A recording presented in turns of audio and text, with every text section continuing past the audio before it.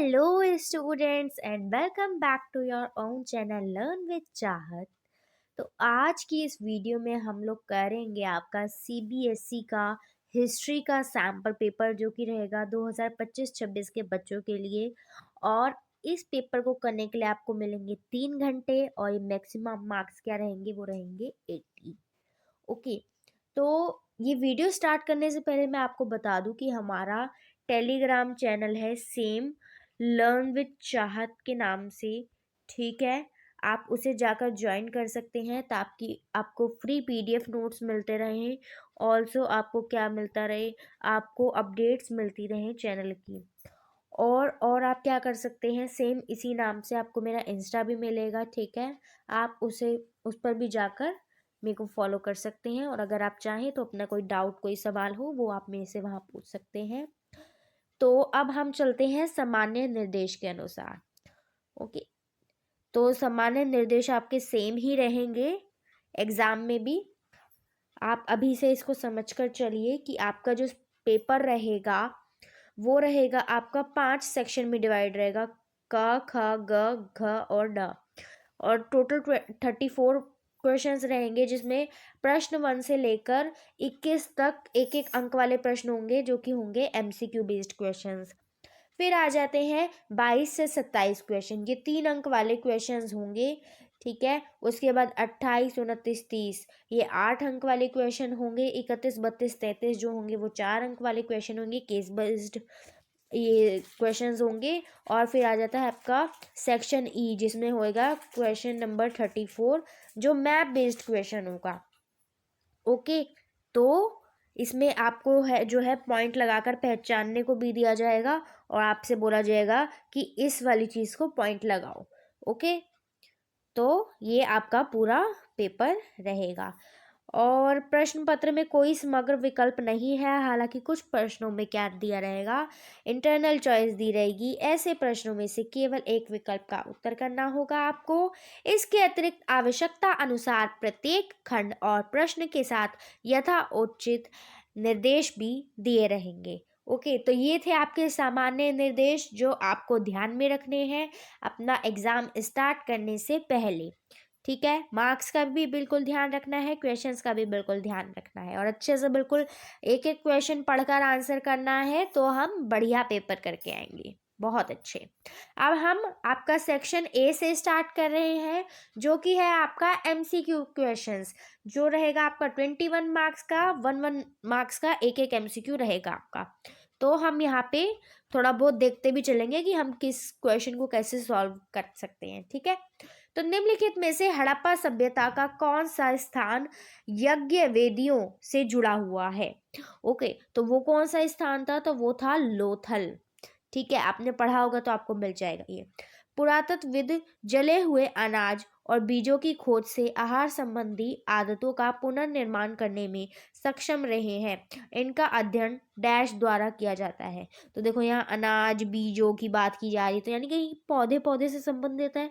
पढ़ के कुछ ऐसा लग रहा है। ओके, तो इसका क्या होएगा, पुरातत्व वनस्पतिज्ञ, क्योंकि वनस्पतिज्ञ का मतलब क्या होता है, प्लांट से।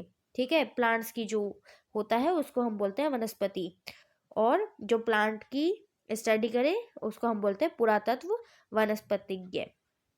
ओके, आगे चलते हैं। क्वेश्चन नंबर 3 जो है आपका वो रहेगा, निम्न में से कौन सा कथन महाजनपदों के बारे में सही नहीं है? ठीक है, हाईलाइट भी कर दिया इन्होंने, गलत कथन को पहचानना है हमको। ये ए पार्ट बोल रहा है कि अधिकांश महाजनपदों पर राजाओं का शासन था। अच्छा, ठीक है, हाँ ऐसा था। कुछ जिन्हें गण या संघ के नाम से जाना जाता था, जिन पर कई लोगों का समूह शासन रहता था, ये भी ठीक है।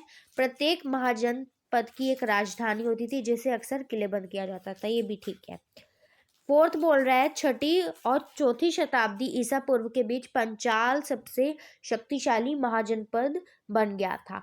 तो नहीं, ये वाला बिल्कुल गलत स्टेटमेंट है। अगर किसी बच्चे को ऊपर की 3 स्टेटमेंट की नॉलेज नहीं भी होगी कि वो सही है या गलत, तो ये लास्ट वाला जो स्टेटमेंट इसमें दे रखा है, चाहे बच्चे ने पूरे साल पढ़ाई की ना हो, वो पूरा साल बेशक से क्लास में बैठा हो, तो उसको ये ज़रूर पता होगा यहाँ पंचाल नहीं, यहाँ मगध आना चाहिए। तो ये वाला फोर्थ स्टेटमेंट रॉन्ग हो जाएगा और यही हमारा आंसर हो जाएगा।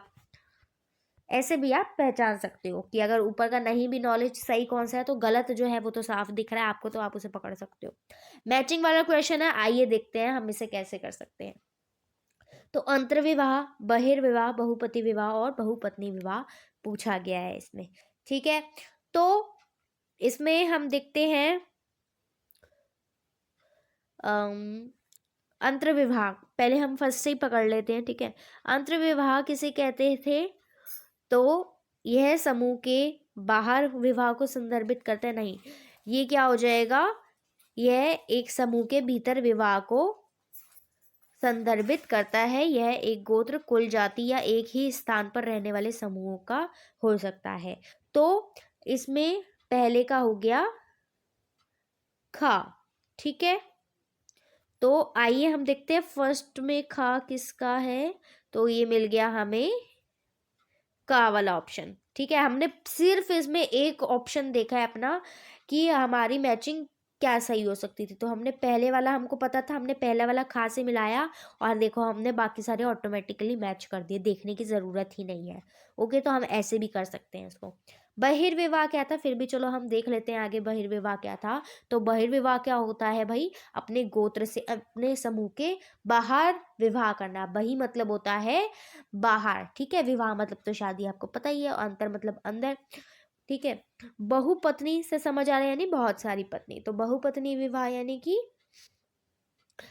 यह एक पुरुष के कई पत्नियां रखने की प्रथा है।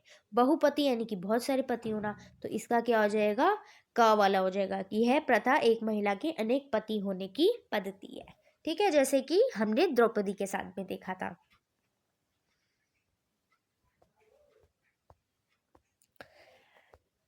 अब हम अपने फिफ्थ एमसीक्यू पे आ जाते हैं। निम्नलिखित में से किसने यह कहा कि माता पिता की मृत्यु के बाद पैतृक जायदाद बेटों के बीच समान रूप से विभाजित की जानी चाहिए, जिसमें ज्येष्ठ पुत्र यानी कि जो सबसे बड़ा पुत्र होगा वो विशेष भाग का अधिकारी होगा? तो ये हमें मिलता है मनुस्मृति में। ठीक है, मनुस्मृति में यह बताया गया है कि जो पैतृक जायदाद होगी, जो पिता की जो भी संपत्ति होगी, जायदाद होगी, वो सब बेटों में इक्वली बांट दी जाए, लेकिन जो सबसे बड़ा वाला बेटा होगा उसको सबसे ज़्यादा मिलेगा। और अगर हम राजा के टर्म्स में देखें तो उसको राजा का सिंहासन मिलेगा। अब हम अपने सिक्स्थ एमसीक्यू पे आ जाते हैं और आपके पेपर में पूरी बुक में से एक पिक्चर बेस्ड क्वेश्चन तो आएगा ही 1 नंबर का। ओके, तो ये जो आपकी पिक्चर है, अगर आपने ध्यान से पढ़ा होगा बुक को तो आपको पता लग जाएगा कि ये पिक्चर है आपकी अमरावती सी प्राप्त एक मूर्ति है, उसमें दिखाया गया कि बुद्ध को महल छोड़ते हुए दिखाया गया है इसमें। ठीक है, तो ये हो जाएगा। अब आगे चलते हैं हम। ये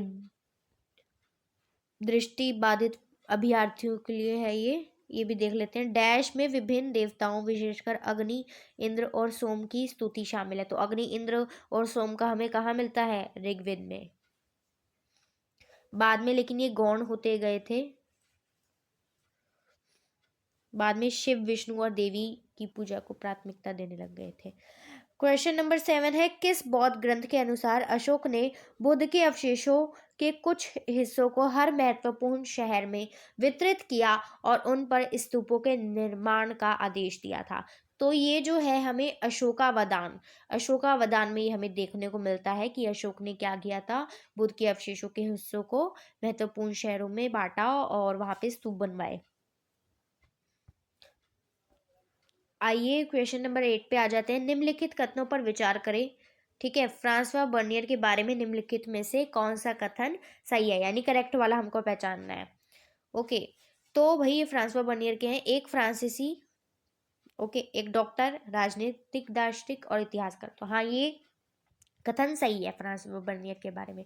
तो अब देख लेते हैं हम हमारे इन में से फर्स्ट किस किस में आ रहा है। तो फर्स्ट ऊपर के 3 में आ रहा, तो ये घा वाला ऑप्शन हमारा कट गया। अब देख लेते हैं, वह राजकुमार द्वारा राजकुमार शिको के चिकित्सक के रूप में मुगल दरबार में निकटता से जुड़े थे, ठीक है, ये भी ठीक है। तो दो किसमें है, दो भी तीनों में है। वह 1656 से 1670 तक 14 वर्षों तक भारत में है, नहीं नहीं ये गलत है, क्योंकि वो रहे थे 1656 से लेकर 1668, यानी कि 12 सालों तक रहे थे, ठीक है। तो ये वाला स्टेटमेंट थर्ड वाला गलत हो जाएगा। तो थर्ड वाला हमारा, थर्ड किस किस में है, क वाले में और खा वाले में। तो यहाँ हमारा को फोर्थ देखना ही नहीं पड़ा, ये हमारा ऑटोमेटिकली जो ग वाला स्टेटमेंट है वो ठीक हो जाएगा। नाइन्थ वाला कह रहा है, ये है वृक्ष स्वरूप से सबसे अनोखे तथा प्रकृति में सबसे विस्मयकारी वृक्षों में से है, ठीक है, किसी पेड़ की बात की जा रही है। ये हूबहू खजूर के वृक्षों जैसा दिखता है, खजूर के वृक्ष, याद आ रही है इब्न बतूता की स्टेटमेंट। इनमें कोई अंतर नहीं है सिवाय एक अपवाद के, एक से काष्ठफल प्राप्त होता है और दूसरे से खजूर। निम्नलिखित में से किस यात्री ने यह विवरण दिया था, तो ये दिया था हमें इब्न बतूता ने, एक बॉक्स में दे रखा है जहाँ पे वो पान और नारियल के बारे में बताते हैं, क्योंकि जो पान और नारियल था वो उनके यहाँ पे इतना कॉमन नहीं था, उनके लिए ये एक नई चीज थी यहाँ जो उन्होंने भारत में देखी थी।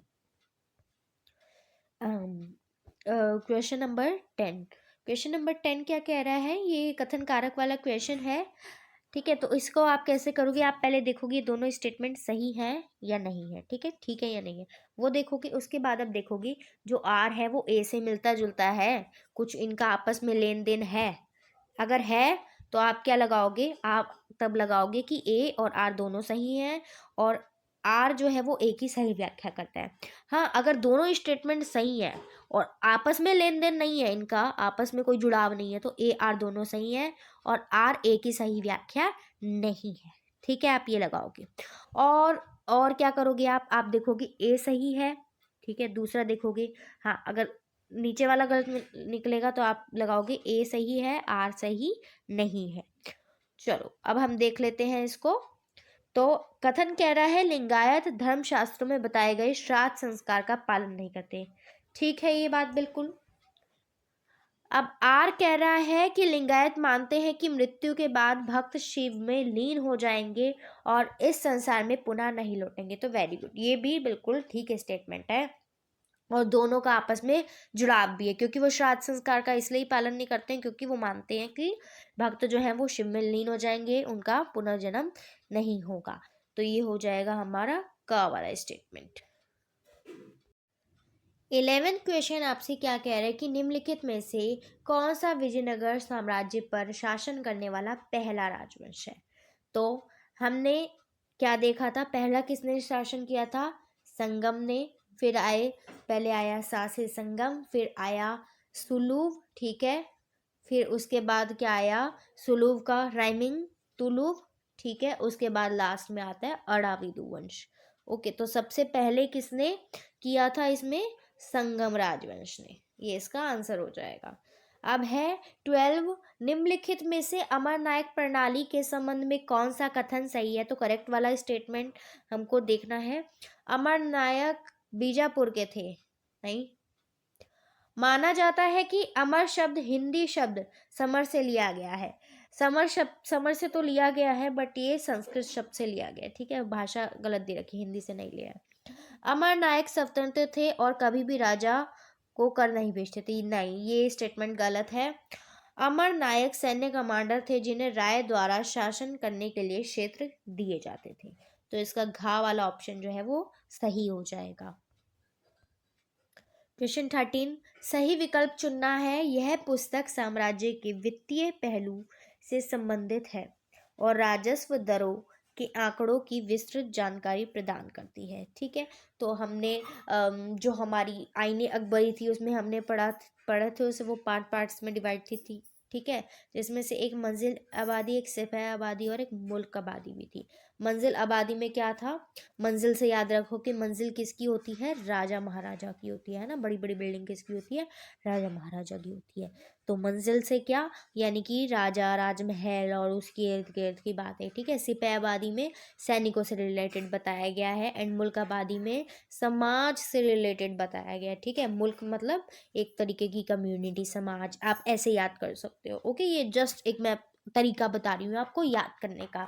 तो मुल्क आबादी में क्या है, साम्राज्य के वित्तीय पहलू से संबंधित है और राजस्व दरों के आंकड़ों की विस्तृत जानकारी हमको मिलती है किसमें, मुल्क आबादी में। 14 क्वेश्चन कह रहा है कि अकबर के अधीन भूमि के वर्गीकरण के मानदंडों के बारे में कौन सा कथन सही है। ये आपको सही विकल्प चुनना है इसमें, ठीक है, करेक्ट स्टेटमेंट बतानी है। तो ये भूमि से रिलेटेड है।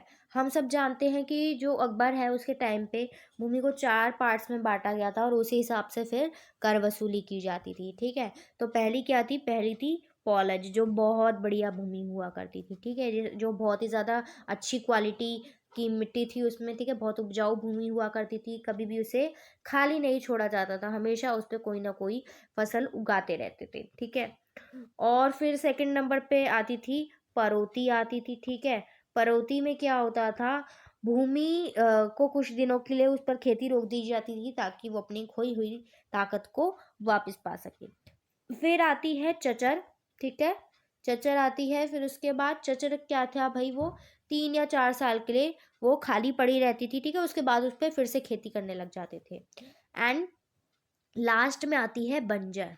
ओके, बंजर में क्या था, बंजर उस भूमि को बोला जा रहा है जो 5 या 5 साल से ज़्यादा के लिए खाली छोड़ दी जा रही है, उस पर खेती नहीं हो रही है, ठीक है, तो वो थी बंजर। ओके, अब हम स्टेटमेंट्स को देख लेते हैं कि क्या कह रहा है, और अब हम स्टेटमेंट को देखते हैं। पॉलज वह भूमि है जिस पर हर साल लगातार हर फसल के लिए खेती की जाती थी और उसे कभी भी खाली नहीं छोड़ा जाता था। ये करेक्ट स्टेटमेंट है। सेकंड बोल रहा है परौती वह भूमि है जिस पर कुछ दिनों के लिए खेती रोक दी जाती थी ताकि वे अपनी खोई हुई ताकत को वापस पा सकते, ये भी करेक्ट स्टेटमेंट है। चचर वह भूमि है जो 3 या 4 वर्ष के लिए खाली पड़ी रहती थी, करेक्ट स्टेटमेंट है।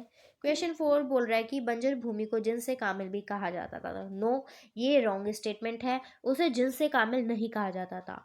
जिनसे कामिल उनको कहा जाता था जो कि बहुत ही हाई क्वालिटी की बहुत बढ़िया फसलें होती थी जिनसे हमें व्यापार में भी फायदा होता था, जैसे कि कपास एंड गन्ना, ठीक है। तो इसमें हमारा करेक्ट स्टेटमेंट हमको ढूंढनी थी, जो है हमारा 1, 2 एंड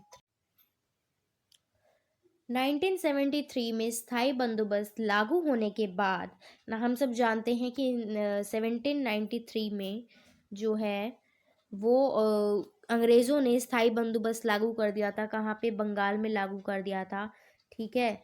और उस टाइम पे ज़मींदारों जो थे उनको भुगतान करना होता था सारा टैक्स जमा करके किसानों से, तो वो क्यों नहीं जमा कर पाते थे, क्यों वो अंग्रेज़ों को फिर टैक्स देने में चूक जाते थे, तो ये हमको देखना है, ठीक है, इसके क्या कारण थे। तो शुरुआती मांगे बहुत ज़्यादा थी, ये जो था स्थाई बंदोबस्त, ठीक है, इस्तमरारी बंदोबस्त भी इसको बोलते हैं, इसकी जो स्टार्टिंग की मांगे थी ना वो बहुत ज़्यादा थी, बहुत ज़्यादा टैक्स था। अगर 200 रुपये की फसल थी तो 2000 रुपये तो टैक्स ही लिया जाता था उस पर, इतना ज़्यादा टैक्स था। और यह उच्च मांग 1790 के दशक में लगाई गई थी, एक ऐसा समय जब कृषि की उपज की कीमतें बहुत कम थी। यानी कि आप देखो, टैक्स तो बहुत ज़्यादा लिया जा रहा था लेकिन तो फसल का तो रेट उतना था ही नहीं। ओके, जिससे रैयत के लिए ज़मींदार को अपना बकाया चुकाना मुश्किल हो जा रहा था। तो ये स्टेटमेंट भी सही है, स्टेटमेंट 1 भी सही है। अब स्टेटमेंट 1 एंड 2 हम देख लेते हैं किस में है। तो स्टेटमेंट, ये देखो, ग वाली में हमारी स्टेटमेंट 1 नहीं है तो ग वाले ऑप्शन को काट दो। स्टेटमेंट 3 बोल रही है फसल चाहे जो भी हो राजस्व अपरिवर्तित था और इसे समय पर चुकाना पड़ता था। हाँ, तो ये तो भाई रूल सबके लिए था कि जो भी फसल थी, जैसी भी फसल थी, फसल उग रही है नहीं उग रही है, बंजर भूमि है जो मर्जी है, तब भी क्या था भाई, राजस्व टैक्स किसी के लिए भी रियायत नहीं थी, किसी को भी, सबको सेम टैक्स जो है वो चुकाना पड़ता था और सेम समय पर सबको चुकाना पड़ता था, ठीक है। तो अगर आप ये वाला ऑप्शन देखो, ये हमारी स्टेटमेंट जो 3 है वो भी सही है। ओके, और जो ख है उसमें ऑप्शन 3 नहीं है तो उसको हम कट करेंगे। अब हम ऑप्शन 4 एक बार चेक कर लेते हैं तो दोनों में से पता लग जाएगा कौन सा ऑप्शन है। ऑप्शन 4 बोल रहा है कि स्थायी बंदोबस्त ने शुरू में जमींदार की रैयत से लागत वसूलने और अपनी जमींदारी का प्रबंधन करने की शक्ति को सीमित कर दिया था। तो यस, हम जानते हैं कि जमींदार की रैयत से लागत वसूलने की अपनी जमींदारी का प्रबंधन करने की शक्ति को जो है वो सीमित कर दिया गया था। तो ये वाला स्टेटमेंट भी जो है वो सही हो जाएगा। तो ऑप्शन हमारा घा जो है वो करेक्ट आंसर हो जाएगा बच्चों। आगे चलते हैं। अब है हमारा MCQ नंबर 16। हालांकि धनी किसान और ग्राम प्रधान बंगाल के अन्य भागों में भी ग्रामीण इलाकों में प्रभावशाली व्यक्ति के रूप में उभर रहे थे, डैश उत्तर बंगाल में सबसे शक्तिशाली थे। तो कौन थे वो भाई? तो वो थे जोतदार। ठीक है। 17 बोल रहा है कि नीचे दिए गए विकल्पों में से हमको निम्नलिखित घटनाओं का सही काल क्रम अनुसार उन्हें करना है हमको। ठीक है, तो हमें क्रोनोलॉजिकल ऑर्डर में लगाना है। सिपाही सुबह सुबह लाल किले पर फाटक पर पहुंचे। उन्होंने सबसे पहले शस्त्रागार पर कब्जा किया, खजानों को लूटा। 10 मई 1857 की दोपहर बाद मेरठ की छावनी में सिपाहियों ने विद्रोह कर दिया। अवध को औपचारिक रूप से ब्रिटिश साम्राज्य में मिला लिया गया। तो देखो, हम सब जानते हैं कि जो विद्रोह हुआ था वो, ठीक है, कब हुआ था? 1857 में हुआ था। और जो अवध को मिलाने का काम था ना, 1851 में जो लॉर्ड डलहौजी थे, उन्होंने एक स्टेटमेंट दी थी कि ये गिलास फल एक दिन हमारे मुंह में आकर गिरेगा। ठीक है, ये 1851 में उन्होंने दी थी स्टेटमेंट। और फिर क्या था, 1856 तक आते आते उन्होंने अवध को खुद में मिला लिया था। ठीक है, तो जो ये फोर्थ वाली स्टेटमेंट है ये है 1856 की, और बाकी सारी जो ऊपर की 3 स्टेटमेंट है वो 1857 की है, सारी विद्रोह से जुड़ी हुई है। ठीक है, तो अगर हम देख लेते हैं फोर्थ वाला जो है वो किसमें पहले है। तो ये घा वाला ऑप्शन आप देखोगे तो इसमें फोर्थ वाला स्टेटमेंट जो है वो सबसे पहले दे रखा है, तो यही हमारा आंसर हो जाएगा। ओके, फिर भी मैं आपको बता देती हूँ उसके बाद क्या क्या हुआ था। हाँ जी, तो जो है फिर क्या था, जैसे हमारा विद्रोह कैसे स्टार्ट हुआ था, तो 10 मई 1857 की दोपहर के बाद मेरठ की छावनी के जो सिपाही थे उन्होंने विद्रोह कर दिया था। और उन्होंने क्या किया था, उन्होंने सबसे पहले शस्त्रागारों पे, ठीक है, जहाँ पे बहुत सारे वेपन्स हथियार होते हैं, उन पे कब्जा किया, खजानों को लूट लिया था। और उसके बाद वो 11 मई को कहाँ पहुँच गए थे? वो 11 मई को पहुँच गए थे लाल किले के फाटक पर। ठीक है, तो ये आपका 17th MCQ हो जाएगा। अब हम चलते हैं 18th MCQ पर। उस इतिहासकार का नाम बताइए जिसने टिप्पणी की थी कि दक्षिण अफ्रीका महात्मा का निर्माण था। ठीक है, दक्षिण अफ्रीका ने महात्मा गांधी को बनाया है। ये इन्होंने स्टेटमेंट थोड़ा अच्छे से लिखकर नहीं दिया है, तो ये थे चंद्रन देवनेसन, इन्होंने ये बात बोली थी। ठीक है, अब हम 19th पे आ जाते हैं, जो अगेन हमारा मैचिंग वाला क्वेश्चन है। तो हम देखते हैं क्या क्या इसमें बोल रखा है। महात्मा गांधी दक्षिण अफ्रीका से वापस लौटे। तो हम सब ये जानते हैं कि ये हुआ था जनवरी 1915 में। ठीक है, तो हमारा ये है ई। तो फर्स्ट का ई किस में है? बड़ी ई। ये देखो ऑप्शन नंबर घा, देखो फर्स्ट का बड़ी ई घा ऑप्शन में है। ठीक है, तो यही हमारा आंसर हो जाएगा। उसके बाद भी हम देख लेते हैं क्या था। तो सेकंड है चंपारण आंदोलन कब हुआ था भाई? तो चंपारण आंदोलन हुआ था ये 1917 में। ठीक है, उसके बाद खेड़ा गुजरात में किसान आंदोलन और अहमदाबाद में कब हुआ था? ये हुआ था 1918 में हुआ था। और फिर रॉलेट सत्याग्रह कब हुआ था?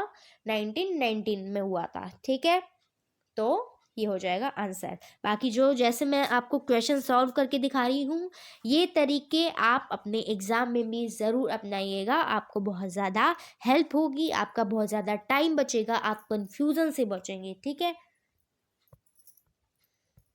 20th MCQ।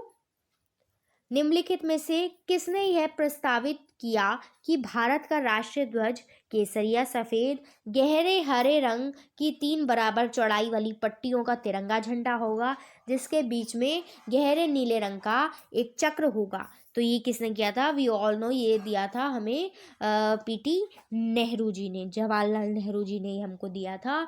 और 21वां बोल रहे हैं कि निम्नलिखित समूहों में से किसने शुरू में संविधान सभा में शामिल होने से इनकार कर दिया था, क्योंकि उनका मानना था कि यह अंग्रेजों द्वारा बनाई गई संस्था है? सही विकल्प चुनिए। ठीक है, तो किसने भाई? तो यहाँ पे हमें ऐसे किसी का नाम नहीं दे रखा है, हमको ग्रुप दे रखा है। तो इसका जो है वो आंसर आपका हो जाएगा इसमें समाजवादी आंसर हो जाएगा, ठीक है।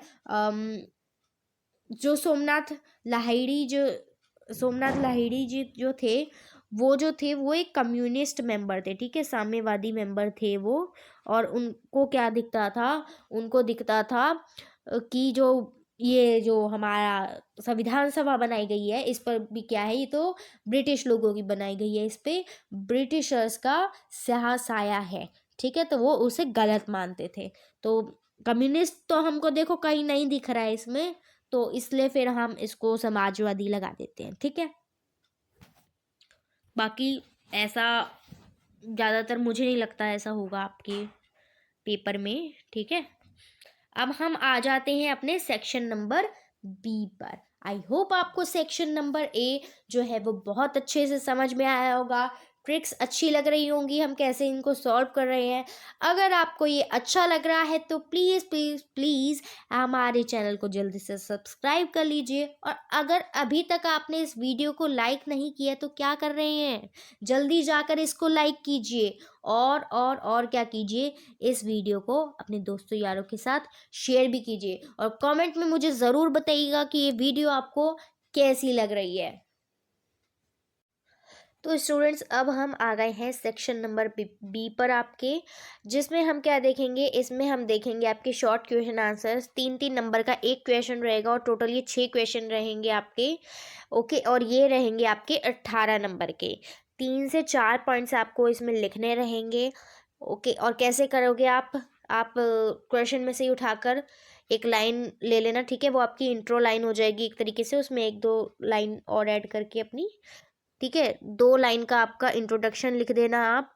ओके, उसके बाद क्या करना, हेडिंग्स में अपने जो भी है मैटर की एक्सप्लेनेशन आप देना, ठीक है, आप उसमें हेडिंग में देना अपने आंसर की एक्सप्लेनेशन।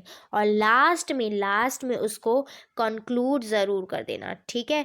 ऐसे आप शॉर्ट क्वेश्चन आंसर कर सकते हो। इसमें फ्लो चार्ट इतना ज़रूरी नहीं है, बट चाहो तो आप बना सकते हो। बट ये ध्यान रखना कि ये जो रहेंगे क्वेश्चंस हमारे वो 3 नंबर के रहेंगे, और उतना ही हमें वो 3 से 4 पॉइंट उसमें लिखने होंगे, ठीक है, उन्हीं को एक्सप्लेन करना होगा। तो उसी हिसाब से हमको फिर टाइम भी देखना है, हमको लिखना भी फिर उसी हिसाब से है ना, क्योंकि हमें पूरा पेपर करना है। अच्छा जी, अब मैं आपको बता देती हूँ कि आपका कौन सा क्वेश्चन है। या आपका है क्वेश्चन नंबर 22A, ठीक है, इंटरनल चॉइस दी हुई है इसमें। तो कह रहा है क्वेश्चन की पुरातात्विक विवरण सत्ता के केंद्र के अस्तित्व के विषय में कोई त्वरित उत्तर नहीं देता, यानी कि बिल्कुल एक क्लियर एक एग्जैक्ट उत्तर हमें नहीं मिल पाता है। हड़प्पा के संदर्भ में इस कथन को सिद्ध करने के लिए उपयुक्त उदाहरण दीजिए। अब हड़प्पा का एग्जाम्पल लेकर आपको बताना है कि जो पुरातात्विक विवरण होता है वो हमें नहीं एग्जैक्ट उत्तर दे पाता है, ठीक है। तो ये ध्यान रखना, एक होते हैं आपके साहित्य के स्रोत, ठीक है, एक होते हैं आपके साहित्य के स्रोत, एक होते हैं आपके पुरातात्विक स्रोत, ठीक है। जब ग्रेजुएशन में जाओगे ना आप, तो आप और अच्छे से इनको पढ़ लोगे, ठीक है। तो साहित्यिक क्या होते हैं, जो भी कुछ हमको लिखा हुआ मिलता है वो सब हमारा साहित्य में आ जाता है, ठीक है। लेकिन ये जो स्रोत होते हैं ना, इनमें क्या होता है, इनमें जिसने भी उनको लिखा होता है ना, उसके विचार उसमें होते हैं, और वो बायस भी हो सकता है, ठीक है। पुरातात्विक स्रोत यानी कि जो भी आपको अवशेष मिले, ठीक है, कोई इमारत मिली है आपको, सिक्के मिले हैं, अभिलेख मिले हैं, ठीक है, और आपको कुछ भी किसी की याद में कुछ बनवाया हुआ अगर मिल रहा है, मंदिर मिल रहे हैं आपको, बर्तन मिल रहे हैं, तो ये सारे आपके किस में जा रहे हैं, मूर्तियाँ मिल रही हैं, ये सारे आपके जा रहे हैं पुरातात्विक स्रोत में, ठीक है। तो इसमें क्या होता है, ये जो पुरातात्विक विवरण है, ये पुरातात्विक विवरण यानी कि यहाँ की ये जो पुरातात्विक स्रोत है, ये इन्हीं की बात कर रहा है। कह रहा है कि पुरातात्विक विवरण जो है वो सत्ता के केंद्र के अस्तित्व के विषय में कोई त्वरित कोई एग्जैक्ट हमें उत्तर नहीं बता पाता है। हड़प्पा के संदर्भ में इस कथन को सिद्ध कीजिए। ओके, तो ये ध्यान में रखना आप कि हड़प्पा में जो हमको मिला था, हमको सिर्फ पुरातात्विक स्रोत मिले हैं, यानी कि हमको सिर्फ रिमेन्स मिले हैं, भौतिक अवशेष मिले हैं हमको। और हाँ, अगर हमें कुछ लिखा हुआ मिला है तो हम उसे पढ़ नहीं पाए हैं, ठीक है, क्योंकि हड़प्पाई लिपि एक रहस्यमय लिखी लिपि है, उसकी लिपि को डिसाइफर नहीं किया जा सका है अभी तक। आइए अब हम आंसर पे चलते हैं। ये तो था क्वेश्चन की एक्सप्लेनेशन, ये पूछ क्या रहा है। तो ये है आपका 22A का उत्तर। ये कह रहा है कि इसमें कोई संदेह नहीं, कोई शक की बात नहीं है कि पुरातात्विक विवरण हड़प्पा के केंद्रीय सत्ता के बारे में कोई त्वरित उत्तर नहीं देते हैं, यानी कि वहाँ राजा था नहीं था ये हमको नहीं पता चल पाता है। केंद्रीय सत्ता के बारे में कई विचार दिए गए हैं, उनमें से कुछ निम्नलिखित हैं। अब क्या क्या विचार दिए गए हैं वो हम देखेंगे, ठीक है। तो भाई केंद्रीय सत्ता के बारे में एक तो ये विचार है कि कुछ लोग कहते हैं कि राजा जो है वो राजा, ठीक है, कोई एक राजा था। ओके। कुछ लोगों का कहना है कि राजा एक नहीं बहुत सारे राजा थे, ठीक है, बहुत सारे राजा थे जो जिनको अलग अलग क्षेत्रों पे वो राज किया करते थे, ठीक है, समूह शासन था। और कुछ लोगों का कहना है कि राजा कोई भी नहीं था, सब लोग जो है वो समान थे, ठीक है। और इसमें जो है सबसे ज़्यादा सटीक उत्तर हमको लगता है कि राजा जो है, राजा कोई एक ही था, और मतलब जो कि पूरे हड़प्पा को, जो हड़प्पा के जितने भी क्षेत्र थे उन सबको देखता था, हड़प्पा सभ्यता के क्षेत्रों को, ठीक है। तो ये एक हमारे को कंक्लूजन मिलता है। वो भी हम ये सिर्फ किस बात पे बता पा रहे हैं, पुरातात्विक स्रोतों पे, ठीक है, क्योंकि जो हमको पुरातात्विक रिमेन्स मिले हैं, अवशेष मिले हैं, हम उसके बिहाव पर उत्तर देंगे, क्योंकि एज सच हमको कोई टैक्स हम जो है उसको हम डिसाइफर नहीं कर पाए हैं, ठीक है। तो हम सिर्फ इस बेस पे बता रहे हैं कि राजा था या नहीं था वहाँ पे। और जो हमारा क्वेश्चन में एग्जैक्ट पूछा गया है कि पुरातात्विक जो है रिमेन्स है वो हमें कोई भी केंद्रीय सत्ता के बारे में त्वरित एग्जैक्ट उत्तर नहीं बताते हैं, ठीक है। तो इसी चीज़ को हम यहाँ एक्सप्लेन करेंगे, इसी कंफ्यूजन को लोगों की हम यहाँ एक्सप्लेन करेंगे। मोहनजोदड़ो में एक बड़ी इमारत मिली है, परंतु इससे संबंध कोई भव्य वस्तु नहीं मिली है, बहुत ठीक है। और मोहनजोदड़ो के स्थल पर एक पत्थर की मूर्ति भी मिली है, जिसे क्या बोला है, पुजारी राजा, या फिर हम क्या बोलेंगे, पुरोहित राजा की संज्ञा उसको दी गई है। लेकिन अभी तक हड़प्पा में क्या है, हड़प्पा सभ्यता के लोगों की अनुष्ठान प्रथाओं को भी समझा नहीं जा सका है। उनकी अनुष्ठान परंपराएं जो थी हम उनको भी नहीं समझ पाए हैं। कुछ अगर हमें मूर्ति मिली है तो हमें समझ नहीं आया कि वो मूर्ति का क्या यूज़ रहा होगा। इमारत अगर मिली है तो कोई ऐसी भव्य वस्तु वहाँ पे प्राप्त नहीं हुई है जिसको हम उसे राजा का भवन बोल पाएँ, ठीक है। और क्या है यहाँ पे, यह जानने के लिए कोई स्पष्ट प्रमाण नहीं है कि अनुष्ठान करने वालों के पास कुछ राजनीतिक शक्ति थी भी या नहीं थी, ठीक है। तो एग्जैक्ट हमको कुछ नहीं पता चल पाया है इसमें, और यही आपको पूरा इसमें एक्सप्लेन कर देना था, ठीक है।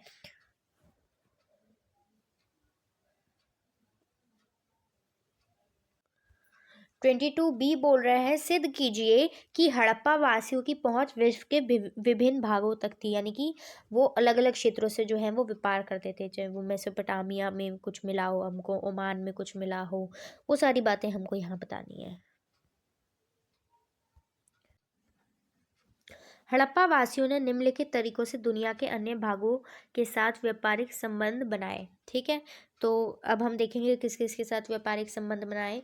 पुरातात्विक खोजों से संकेत मिलता है कि हड़प्पा वासियों के पश्चिमी एशिया के साथ व्यापारिक संबंध थे, ठीक है। तो कुछ पुरातत्व मिले हैं हमें जिनसे हमको पता चलता है कि हड़प्पा जो है उसका पश्चिम एशिया से भी कोई ना कोई ट्रेड रिलेशन रहा था।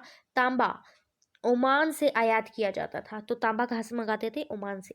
रासायनिक विश्लेषणों से पता चला है कि ओमानी तांबे और हड़प्पा की वस्तुओं में निकल के अंश मिले हैं, ठीक है, जो कि हमें क्या बताती है कि दोनों क्या करते थे, दोनों आपस में ट्रेड करते थे।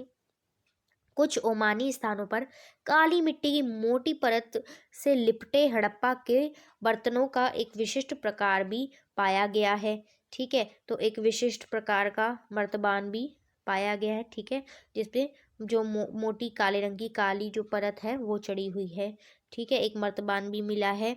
और मेसोपोटामिया के स्थलों से हड़प्पा के बाट, मोहरे, पासे, मनके आदि ये सब भी मिले हैं, जिससे हमें क्या पता चल रहा है, जब अगर यहाँ का सामान यहाँ मिलेगा तो क्या समझ आएगा उससे कि ये लोग यहाँ पे ट्रेड किया करते होंगे। अगर यहाँ का सामान यहाँ मिल रहा है तो हमें क्या समझ में आएगा कि ये लोग ज़रूर आपस में ट्रेड किया करते होंगे। मेसोपोटामिया के लेखों में हड़प्पा के एक स्थल मेलुहा का भी उल्लेख मिलता है। मेलुहा मतलब नाविकों का देश, और ये मेसोपोटामिया के लेखों में किसके लिए यूज़ किया गया है, ये हड़प्पा के लिए ये शब्द यूज़ किया गया है। इस स्थल से तांबा, सोना, कालीनियन, लाजवत मणि और विभिन्न प्रकार की लकड़ियाँ जो है वो आयात की जाती थी। तो बस ये इतना आपको लिखना था इसमें। अब क्वेश्चन नंबर 23 कह रहा है कि 20वीं सदी में महाभारत के संकलन के विभिन्न चरणों का वर्णन करें। किन्हीं 3 बिंदुओं पर चर्चा करें, यानी कि महाभारत का समालोचनात्मक संस्करण के बारे में आपको बताना है इसमें। स्टूडेंट्स, अगर अभी तक आपने मेरी हिस्ट्री के चैप्टर की वीडियोस नहीं देखी है तो आप वो भी जाकर देख लीजिए, इससे आपको और ज़्यादा क्लैरिटी मिलेगी। ठीक है। और अब हम चलते हैं 23 के उत्तर पे। महाभारत के संकलन का कार्य जो है वो 1919 में प्रसिद्ध विद्वान थे, ठीक है, प्रसिद्ध संस्कृत के विद्वान वी.एस. सुक्तांकर के नेतृत्व में ये जो है ये स्टार्ट हुई थी योजना। ठीक है। अनेक विद्वानों की एक टीम ने क्या किया, महाभारत का समालोचनात्मक संस्करण तैयार करने का कार्य शुरू किया। महाभारत के संकलन के विभिन्न चरण क्या थे, तो वो हम देखते हैं। तो देखो भाई, इन्होंने विद्वानों ने देश के विभिन्न भागों से, पूरे इंडिया में पूरे विभिन्न भागों से इन्होंने क्या किया, विभिन्न लिपियों में लिखी गई महाभारत की संस्कृत पांडुलिपियां एकत्रित की। यानी कि देश के हर भाग से इन्होंने क्या किया, इन्होंने अलग अलग लैंग्वेज में जो भी पांडुलिपियां थी वो महाभारत की इन्होंने कलेक्ट की। और फिर इन्होंने क्या किया, विद्वानों ने प्रत्येक पांडुलिपि से श्लोकों की तुलना की। उन्होंने ऐसा श्लोकों का चयन किया जो कि अधिकांश संस्करणों में पाए गए थे। इन्होंने क्या किया, इन्होंने इनको कुछ ऐसे श्लोक मिले जो कि क्या थे, कॉमन थे कुछ तो, और कुछ जो थे क्या थे, डिफरेंट थे। ठीक है। तो इनको ऐसे श्लोक जो हैं वो मिले थे। ठीक है। जो इन्होंने पूरे देश की जो पांडुलिपियां उठाकर इन्होंने देखी थी उसमें से। और ये जो है, इन श्लोकों को कई खंडों में प्रकाशित किया गया, जिनकी संख्या जो है वो 13,000 पृष्ठों पे ये फैले हुए थे। और क्या है, 47 वर्ष इस परियोजना को पूरा होने में लगे थे। ठीक है। अब देखो यहाँ सीबीएसई ने ना थोड़ा उल्टा पुल्टा करके यहाँ पे दे रखी हैं कुछ लाइंस, तो आप इतना कंफ्यूज मत हो ना। जो मैं आपको समझा रही हूँ आप उस पर ज़्यादा ध्यान दीजिए। ओके। 24 बोल रहा है कि उन अवरोधों को स्पष्ट कीजिए जिनके कारण अल बिरूनी को समझने में बाधा महसूस हुई। तो वही अल बिरूनी के जो 3 अवरोध थे वो पूछे जा रहे हैं इसमें, चैप्टर 5 से ये जो है क्वेश्चन आया हुआ है।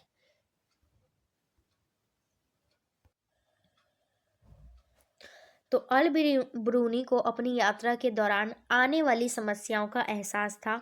उसने महसूस किया, क्या महसूस किया, कि अवरोधों ने उसकी समझ में बाधा डाली।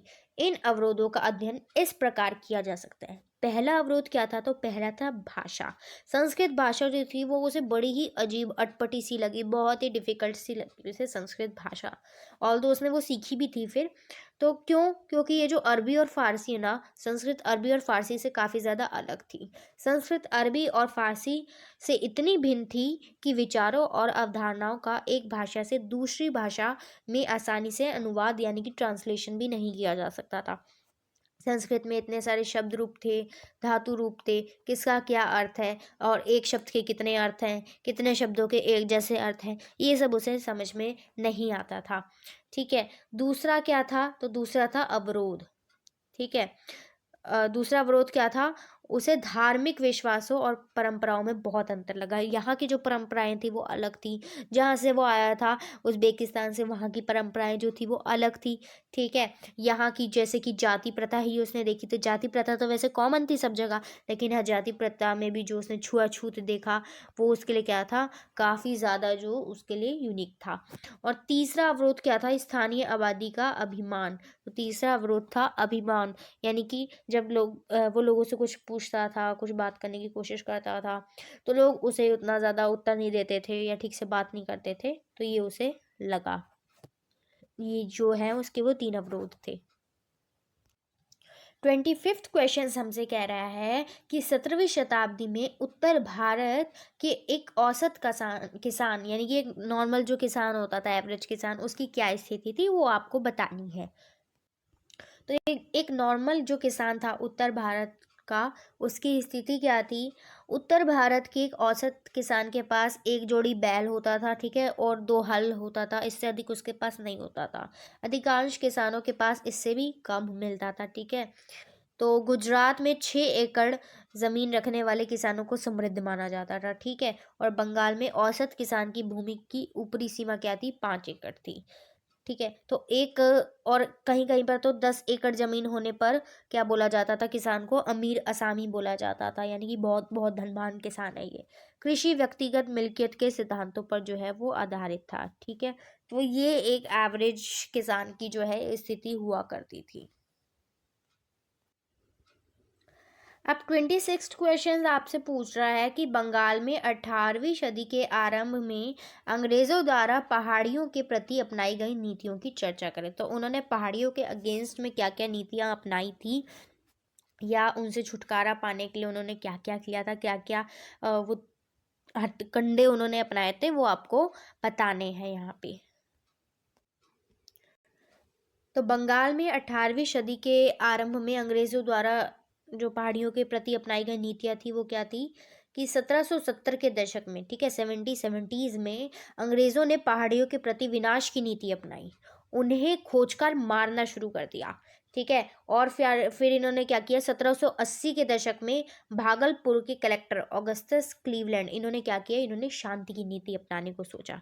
ठीक है। पहले ये मार रहे थे इन्होंने, फिर ऑगस्टस क्लीवलैंड ने बोला कि हम तो शांति की नीति अपनाएंगे, और इस नीति के तहत पहाड़ी सरदारों को वार्षिक भत्ता देने का प्रस्ताव दिया गया कि हम क्या करेंगे, जो पहाड़ी लोग हैं, ठीक है, जो राजमहल की पहाड़ियों में रह रहे हैं, हम क्या करेंगे, उन्हें एनुअली एक भत्ता दिया करेंगे, यानी उन्हें पैसे दिएंगे, जिससे वो क्या करें, उन्हें अपने लोगों को नियंत्रित करने के लिए जिम्मेदार बनाया गया था। यानी कि हम पहाड़ियों का जो मुखिया होगा उनको क्या करेंगे, हम उनको वार्षिक भत्ता देंगे, यानी कि पैसा देंगे, ताकि वो क्या करें, जो अपने उनके लोग हैं, ठीक है, वो उन्हें नियंत्रण में रखें, उन्हें जो है वो नीचे यहाँ भेजा ना करे, जो नॉर्मल मैदानी इलाका है उधर ना भेजा करे लूटपाट करने के लिए। ठीक है। ये सब के लिए उन्होंने ये नीति अपनाई कि हम ऐसे इनको पैसा देंगे और इनका मुंह बंद रखेंगे। ठीक है। लेकिन उनसे यह भी अपेक्षा की जाती थी कि वे अपने इलाकों में व्यवस्था बनाए रखें और अपने लोगों के बीच अनुशासन बनाए रखें। ठीक है। और क्या था, परंतु कई पहाड़ी सरदारों ने वार्षिक भत्ता लेने से इनकार कर दिया। अब कुछ जो मुखिया थे उन्होंने तो मना कर दिया कि हम नहीं लेंगे पैसा तुमसे, हम क्यों बिके। तो लेकिन कुछ ने क्या क्या जिन्होंने स्वीकार किया ना, तो उनका जो समुदाय था ना, उनके समुदाय ने उन्हें खुद ही मुखिया पद से हटा दिया। उन्होंने कहा हम नहीं मानते तुम्हें, पता हम नहीं जानते तुम कौन हो, तुमने क्या किया, गद्दारी की है हमारे साथ। ठीक है। तो ऐसे होता था उस टाइम पे। अब 27 क्वेश्चन बोल रहा है कि अफवाहों और भविष्यवाणियों ने 1857 के विद्रोह के दौरान लोगों को उठ खड़ा करने के लिए प्रेरित किया। ठीक है। और इसमें भूमिका निभाई। इस कथन की अफवाहों और उनके विश्वासों के कारणों के साथ जांच करनी है आपको। ठीक है। आपने जो आपका विद्रोही और राज वाला चैप्टर है उसमें आपने पढ़ा होगा अफवाहों के बारे में और भविष्यवाणियों के बारे में। ठीक है। तो आपने 3 जो है उसमें अफवाहें पढ़ी होंगी, एक उसमें भविष्यवाणी पढ़ी होगी। भविष्यवाणी आपने ये पढ़ी होगी कि जो 1757 में प्लासी का युद्ध हुआ था, तो 1757 में जो प्लासी का युद्ध है उसके 100 साल बाद क्या होंगे, उसके 100 साल बाद यानी कि 1857 में हम लोग ब्रिटिश राज के चंगुल से आज़ाद हो जाएंगे। ठीक है। और तो ये एक भविष्यवाणी थी। और अफवाहें क्या थी देखो, एक तो अफवाह ये थी कि जो सैनिक थे, जो सिपाही थे, ठीक है, उनको एनफील्ड राइफल, ठीक है, उनको एक कारतूस दिया जा रहा था, जिसपे ये अफवाह उड़ गई थी कि उस कारतूस पे किसका लेप लगा है, गाय और सुअर की चर्बी का लेप लगा है। ठीक है। तो हिंदू हिंदू सैनिक जो थे उनके लिए गाय को खाना, यानी कि गाय की चर्बी को ऐसे उनका एक धर्म भ्रष्ट करने वाली बात थी ये। और सेम सुअर से अगर हम देखें तो जो मुस्लिम्स हैं उनके लिए ये उनका धर्म भ्रष्ट करने वाली बात थी। ठीक है। तो इस बात पे जो है सैनिक भड़क रहे थे। ठीक है। और दूसरी क्या थी अफवाह, तो दूसरी अफवाह थी कि जो अंग्रेज है उन्होंने क्या कर रखा है, उन्होंने आटे में गाय और सुअर की चर्बी जो है इन्होंने मिला रखी है। सॉरी, जो आटा है इन्होंने उस आटे में गाय और सुअर की हड्डियों का चूरा मिला रखा है उसमें। ठीक है। तो ये सेकंड अफवाह थी। और थर्ड अफवाह क्या थी, एक चपातियों वाली अफवाह थी कि एक सैनिक जो है वो क्या करेगा,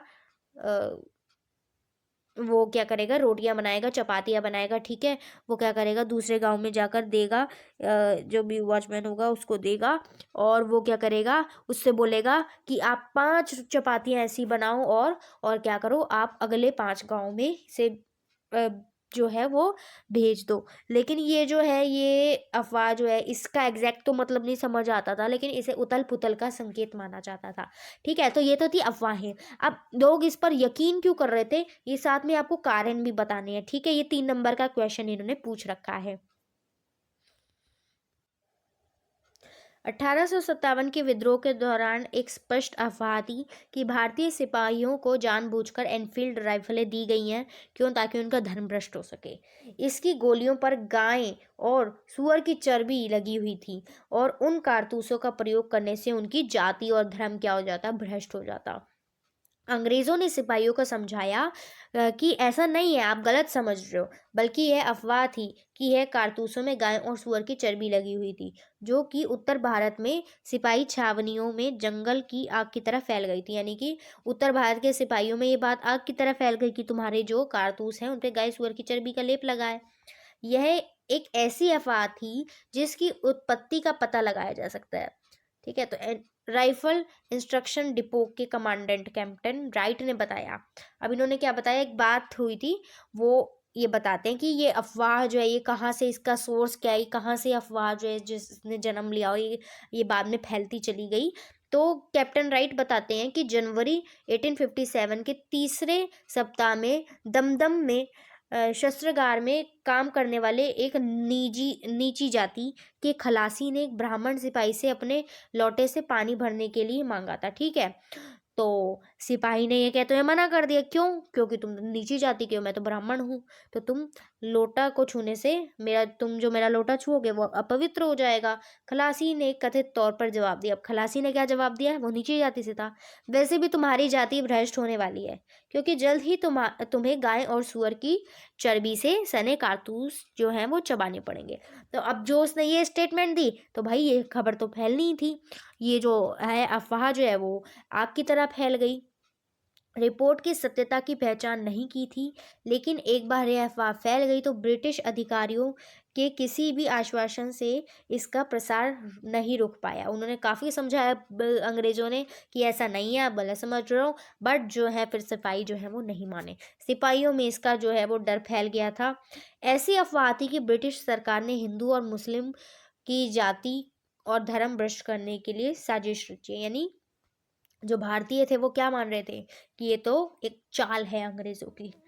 इन कांशाओं ने लोगों को कार्रवाई के लिए प्रेरित किया। कार्रवाई के आह्वान की प्रतिक्रिया को इस भविष्यवाणी से बल मिला कि 23 जून 1857 की प्लासी की लड़ाई की शताब्दी पर क्या होगा, ब्रिटिश शासन का अंत हो जाएगा। तो इन्होंने ये जो भविष्यवाणी हुई थी, तो लोग इसलिए भी ज़्यादा लड़ रहे थे, इसलिए और ज़्यादा उग्र हो रहे थे, इसलिए जो है सब एकजुट हो रहे थे अंग्रेज़ों को पकड़ने के लिए कि इनको अब हम भगाएंगे यहाँ से। क्यों, क्योंकि एक भविष्यवाणी भी हो रखी थी कि प्लासी के युद्ध के 100 साल बाद जो है वो भारत देश जो है वो आज़ाद हो जाएगा। ठीक है, अब ये जो है ये लोग विश्वास भी कर रहे थे इन अफवाहों पे। क्यों, क्योंकि जो अंग्रेज़ हैं, अंग्रेज़ों के करतूत खुद ऐसे थे। ये क्या कर रहे थे, ये जो है हमारे इंडिया में न्यू एजुकेशन के तरीका लेके आ रहे थे। ठीक है, ये अपने वेस्टर्न एजुकेशन लेकर आ रहे थे हमारे यहाँ पे। और ये लोग क्या कर रहे थे, और इन लोगों ने और ये लोग सती प्रथा जो थी उसको भी ये बंद करवा रहे थे। ठीक है, 1829 में जो है सती प्रथा जो है वो बंद हो गई थी। हाँ, बहुत गलत चीज़ थी ये, लेकिन भारतीयों को लग रहा था भाई ये जो हमारी परंपराएं चली आ रही हैं उनमें ये अंग्रेज क्यों दखल अंदाजी कर रहे हैं। ये हमें एक तरीके से पूरा क्या बनाना चाहते हैं, ये हमें पूरा बढ़िया से अपना गुलाम बनाना चाहते हैं। और ये जो है ये नहीं चाहते हैं कि भाई हम अपने खुद भारतीय बन के रहें, और ये हमारे को बिल्कुल चेंज कर देना चाहते हैं।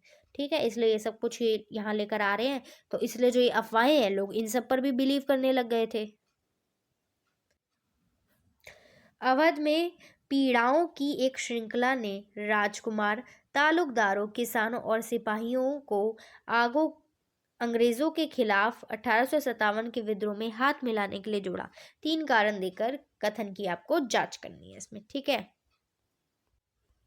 तो देखो भाई स्टूडेंट्स, क्या था कि 1801 में ना अवध पर क्या थोपा गया था, सहायक संधि थोपी गई थी। ठीक है, सहायक गठबंधन एक थोपा गया था, जिसमें राजा को सारी बात क्या करनी थी, अंग्रेजों की माननी थी। सब कुछ राजा उनसे पूछ पूछ कर करता, ना किसी से दोस्ती कर सकता था, ना संधि कर सकता था, ना ही युद्ध कर सकता था। और क्या करना था, उसके क्षेत्र में, राजा के क्षेत्र में क्या रहने वाली थी, एक सैनिक टुकड़ी तैनात रहने वाली थी, वो भी अंग्रेजों की। और उसका खर्च भी किसको उठाना था, राजा को उठाना था। तो इन्होंने क्या कर लिया, राजा को ऐसे पूरे अपने अधीन कर लिया था। ठीक है, तो ये अवध में भी थोपी गई थी 1801 में, ये सहायक संधि थोपी गई थी। इसको लॉर्ड वेल्जी लेकर आए थे। ठीक है, और क्या था कि ये जो है ना, इसने क्या कर दिया था, राजाओं की शक्तियों को जो है वो सीमित कर दिया था, क्योंकि उसकी सैन्य शक्ति विघटित हो गई थी। ब्रिटिश सैनिकों ने राज्य में स्थिति संभाल ली थी और वह अवध के दरबार से जुड़े ब्रिटिश रेजिडेंट की सलाह पर बिना कोई निर्णय नहीं ले सकते थे। यानी कि एक ब्रिटिश रेजिडेंट जो था वो राजा के साथ रहेगा, और जो राजा का काम क्या था, राजा सब कुछ उस ब्रिटिश रेजिडेंट से पूछ पूछ कर उसको करना था, सब उसकी सलाह पर करना था। वह अब विद्रोही सरदारों और तालुकदारों पर नियंत्रण नहीं कर सकता था। अंग्रेजों की अवध के क्षेत्र को हासिल करने में दिलचस्पी बढ़ती गई, क्योंकि यह उनके लिए आर्थिक और भूगोलिक रूप से महत्वपूर्ण था। तो वही जो अंग्रेज थे वो अवध पे बहुत ज़्यादा इंटरेस्टेड थे, क्योंकि भाई ये उनके लिए एक मार्केट जो है वो बन सकता था। ठीक है, ठीक है, उत्तर भारत में उन सब कुछ उनके अंडर आ ही गया था, एक अवधि रह गया था, तो उन्होंने कहा इसे भी क्यों छोड़े हम। ठीक है, तो फिर उसके बाद जो है 1851 में जो लॉर्ड डलहौजी थे, उन्होंने एक कथन दिया था कि ये है गिलास फल एक दिन हमारे ही मुंह में आकर गिरेगा। यानी कि कौन, ये अवध। ठीक है, तो इसके बारे में बोल रहे थे। और 1856 में इन्होंने क्या कर लिया था, अवध का अधिग्रहण भी इन्होंने कर लिया था। और जो यहाँ के नवाब थे, नवाब वाजिद अली शाह, ठीक है, नवाब वाजिद अली शाह जो थे, उनको इन्होंने क्या किया था, यह कहकर निकाल दिया, यह कहकर गद्दी से हटा दिया कि आप तो क्या हो, आप जो है वो लोकप्रिय शासक नहीं हो। यह कहकर इन्हें गद्दी से हटा दिया गया था। जबकि ऐसा नहीं था, ये बहुत ज़्यादा लोकप्रिय शासक थे, लोग इनकी बहुत ज़्यादा रिस्पेक्ट करते थे और इन्हें बहुत ज़्यादा दिल से चाहते थे। जब इनको गद्दी से हटाया गया तो इनका जो पूरी जो राज दरबार दरबार की जो व्यवस्था थी वो सारी भंग हो गई थी। तालुकदार बेचारे कमज़ोर हो गए, किसान और कमज़ोर हो गए। ठीक है, सब लोग जो थे बहुत ही ज़्यादा दर्द में, बहुत ज़्यादा पीड़ा में थे। पूरे दरबार की जो संगीत वाले थे, साहित्य वाले थे, सबका जो था वो एक तरीके से रोजगार भी इनके दरबार में, जिनको इनके दरबार में रोजगार मिला था, उन सब का भी जो था वो रोजगार वो भी छिन गया था। लोगों ने बहुत सारी पोएम्स लिखी थी, लोग रोए थे इनके पीछे पीछे, इन्हें छोड़ने भी गए थे। ठीक है, तो भाई इस विलय ने क्षेत्र के तालुकदारों को भी बेदखल कर दिया। ठीक है, राजा की शक्ति कमजोर, तालुकदारों की भी शक्ति और ज्यादा कमजोर। अंग्रेजों के आगमन से पहले वे शक्तिशाली थे और सशस्त्र अनुचर रखते थे, किले बनाते थे, स्वायत्ता का भी आनंद लेते थे, पावर भी इनके पास थी तालुकदारों के पास। अंग्रेज तालुकदारों की शक्ति को बर्दाश्त करने के लिए तैयार नहीं थे। अंग्रेज कहते थे कि भाई जब हम ओनली स्ट्रोंग हैं तो हमें ही ओनली स्ट्रोंग रहना है, हम किसी और को थोड़ी सी भी ऑटोनॉमी दे, भाई हम ही हम हैं और कोई कुछ नहीं है। ठीक है, तो विलय के तुरंत बाद तालुकदारों को निरस्त्र कर दिया गया, यानी कि उनके जो भी पावर्स थी, उनकी जो भी किले थे, जो शस्त्र थे, वो सब उनसे छीन लिए गए, उनके किले जो थे वो ध्वस्त कर दिए गए। पहला राजस्व समझौता, जिसे सारांश समझौता के रूप में जाना जाता है, ठीक है, ये वाला समझौता जो है ये तालुकदारों की स्थिति और अधिकार को और कमजोर कर दिया इसने। ठीक है, इस समझौते में जहां भी संभव था ना, तालुकदारों को हटाने की बात कही गई। 18वीं शताब्दी से अवध को कई शिकायतों का सामना करना पड़ा था, जिसके कारण क्या था भाई, राजकुमारों, तालुकदारों, किसानों, सिपाहियों ने 1857 के विद्रोह में अंग्रेजों के खिलाफ हाथ मिला लिया था। क्यों? क्योंकि अंग्रेजों ने इन्हें तंग कर रखा था। ठीक है, तो अब ये बेचारे पीड़ा में थे, तो इन्होंने क्या किया, ये लोग भी फिर विद्रोह में 1857 के विद्रोह में शामिल हो गए थे। तो इन्हें क्या क्या शिकायतें थी भाई अंग्रेजों से, तो 1801 में अवध पर सहायक गठबंधन लागू करना, जिससे नवाब की अपने क्षेत्र पर शक्ति को सीमित कर दिया गया, क्योंकि उनकी सैन्य शक्ति विघटित हो गई थी। ब्रिटिश सैनिकों ने राज्य में स्थिति संभाल ली थी। अवध के दरबार से जुड़े ब्रिटिश रेजिडेंट की सलाह के बिना कोई निर्णय नहीं ले सकता था। वह अब विद्रोही सरदारों तालुकदारों पर नियंत्रण नहीं कर सकता था। अंग्रेजों की अवध के क्षेत्रों को हासिल करने में दिलचस्पी बढ़ती गई, क्योंकि ये उनके लिए क्या था भाई। तो यही वही सब रिपीट हो रखा है यहाँ पे, ओके, जो मैंने अभी आपको समझाया। ठीक है, तो यही था कि जो तालुकदार थे वो कमज़ोर हो गए थे और ज़्यादा, और जो किसान थे वो और भी ज़्यादा कमज़ोर हो गए थे, क्योंकि भाई अंग्रेज़ आ गए थे, अब अंग्रेजी राज था। तो किसान जो बेचारे थे और ज़्यादा कमज़ोर हो गए। उन्हें जो थोड़ी बहुत हेल्प मिल जाती थी तालुकदारों से, ज़मींदारों वगैरह से, वो भी अब नहीं मिलने वाली थी। उनकी सही बैंड बजने वाली थी। तो बहुत ज़्यादा पीड़ा में थे सब, और इसलिए फिर ये 1857 के विद्रोह में इन्होंने सब ने हाथ मिला लिया था। तो स्टूडेंट्स, अब हम आ गए अपने सेक्शन नंबर सी पर, जो है हमारे लॉन्ग क्वेश्चन आंसर। 8 नंबर का एक क्वेश्चन रहेगा और 3 क्वेश्चन करने होंगे। टोटल ये 24 नंबर के क्वेश्चन होंगे। ठीक है, हर क्वेश्चन में आपको क्या देखने को मिलेगा, इंटरनल चॉइस देखने को मिलेगी इसमें। ठीक है, तो अब हम देखते हैं 28A क्या बोल रहे हैं। मौर्य प्रशासन की विशेषताएं आपको बतानी है। 8 नंबर का ये क्वेश्चन आपका रहेगा। स्टूडेंट्स, मौर्य प्रशासन की विशेषताएं बताने से पहले मैं आपको बता दूं कि आप 8 नंबर का क्वेश्चन, लॉन्ग क्वेश्चन को कैसे अटेम्प्ट करोगे।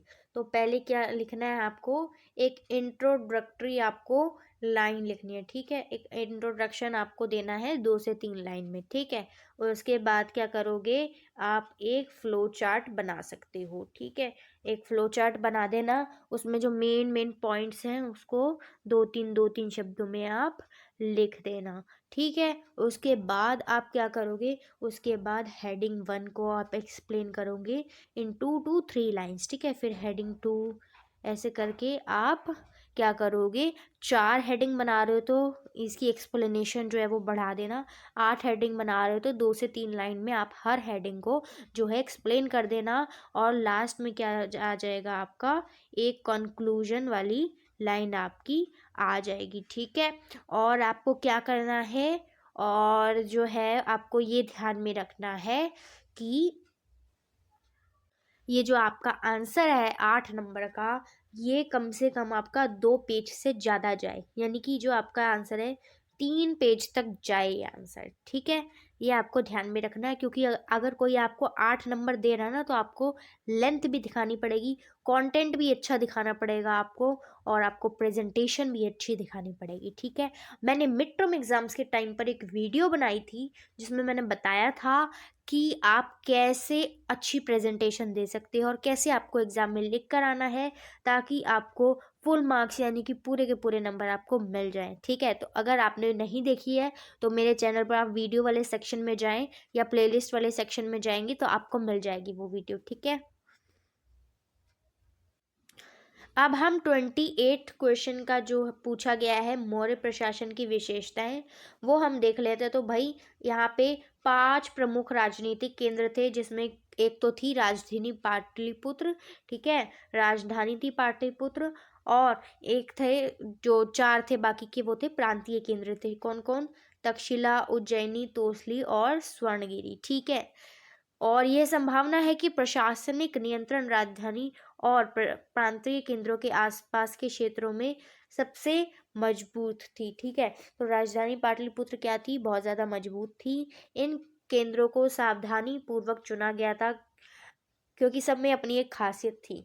तक्षशिला और उज्जैनी जो थे वो महत्वपूर्ण लंबी दूरी के व्यापारिक मार्गों पर स्थित थे। ठीक है, ये कहाँ पे स्थित थे, व्यापारिक मार्गों पर स्थित थे। और स्वर्णगिरी, जिसका क्या शाब्दिक अर्थ है कि स्वर्ण पर्वत, यानी कि स्वर्ण यानी सोना और गिरी मतलब पहाड़। ठीक है, तो सोने का पहाड़ इसका शाब्दिक अर्थ हुआ। ये कहाँ थे, कर्नाटक की सोने की खदानों के लिए महत्वपूर्ण था। क्यों, क्योंकि वहाँ पे बहुत ज़्यादा सोने की खदानें उपलब्ध थी, तो ये स्वर्णगिरी इसलिए इम्पोर्टेंट था। संचार प्रणाली भूमि और नदी दोनों मार्गों पर मौजूद थी। ठीक है, यह साम्राज्य के अस्तित्व के लिए बहुत ज़्यादा ज़रूरी था। क्योंकि केंद्र से प्रांतों तक यात्रा में लंबा समय लग सकता था, इसलिए यात्रियों के लिए भोजन और सुरक्षा की भी व्यवस्था की गई थी। ठीक है, और क्या था यहाँ पे, यह स्पष्ट है कि सुरक्षा सुनिश्चित करने के लिए सेना एक महत्वपूर्ण साधन थी। ठीक है, जो मेगास्थनीज है, मेगास्थनीज, ठीक है, वो क्या था, ये क्या था, एक ये था राजदूत। ठीक है, मौर्य दरबार में ये क्या था, मेगास्थनीज, ये था राजदूत। ठीक है, और इन्होंने क्या किया था, इन्होंने एक पुस्तक लिखी थी, इंडिका। ठीक है, इंडिका इन्होंने लिखी थी। ये एक फॉरेन अकाउंट है जो हमें मौर्य प्रशासन के बारे में भी बताती है।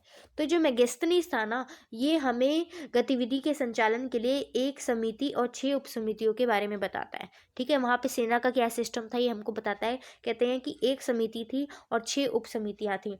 इनमें से एक नौसेना की देखभाल करती थी, दूसरी परिवहन का प्रबंधन करती थी, तीसरी पैदल सैनिकों का, चौथी घोड़ों का, पांचवी रथों का, और छठी जो थी वो किसके लिए, हाथियों के लिए वो जिम्मेदार थी। ठीक है, तो ये समितियों का काम होता था। और दूसरी उपसमिति की जो दूसरी उपसमिति थी उसका स्पेशल काम क्या होता था कि उपकरण ले जाने के लिए बैलगाड़ियों की व्यवस्था करना, ये उसका काम होता था।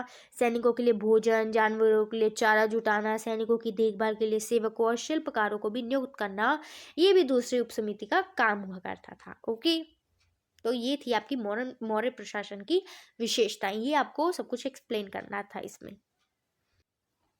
अब 28 बी है, क्या पूछ रहा है ये, आधुनिक इतिहासकार मगध शक्ति के विकास और उत्थान की व्याख्या कैसे करते हैं। ठीक है, कि मगध जो है वो इतना शक्तिशाली कैसे था, वो कैसे बताते हैं जो इतिहासकार हैं, संक्षेप में आपको बताना है।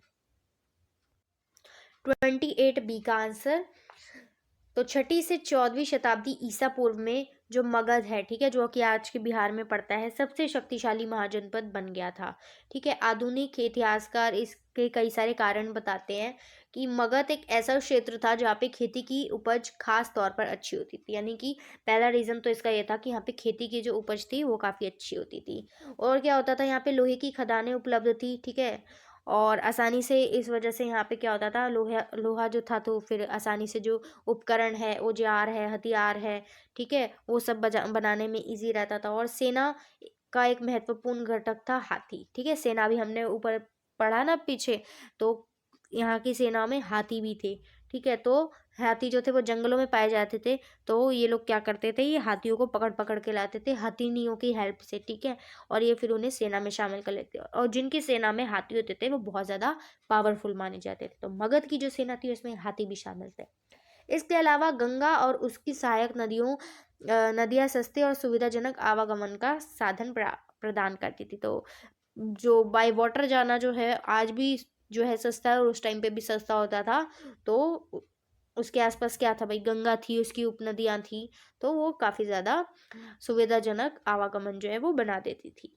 हालांकि मगध के बारे में लिखने वाले आरंभिक जैन और बौद्ध लेखकों ने इसकी शक्ति का श्रेय शासकों की नीतियों को दिया है। ठीक है, तो शासकों की जो नीतियाँ थी, जो वहाँ के महत्वाकांक्षी राजा थे, वहाँ के महत्वाकांक्षी मंत्री थे, वो भी एक इसका रीज़न थे। कुछ राजाओं का नाम भी दे रखा है, जैसे कि बिंबिसार, अजातशत्रु और महापद्मानंद। ठीक है, तो ये भी क्या थे, ये भी मगध की, जो इतना अच्छा मगध, शक्तिशाली मगध था, उसके लिए ये भी एक रीज़न थे।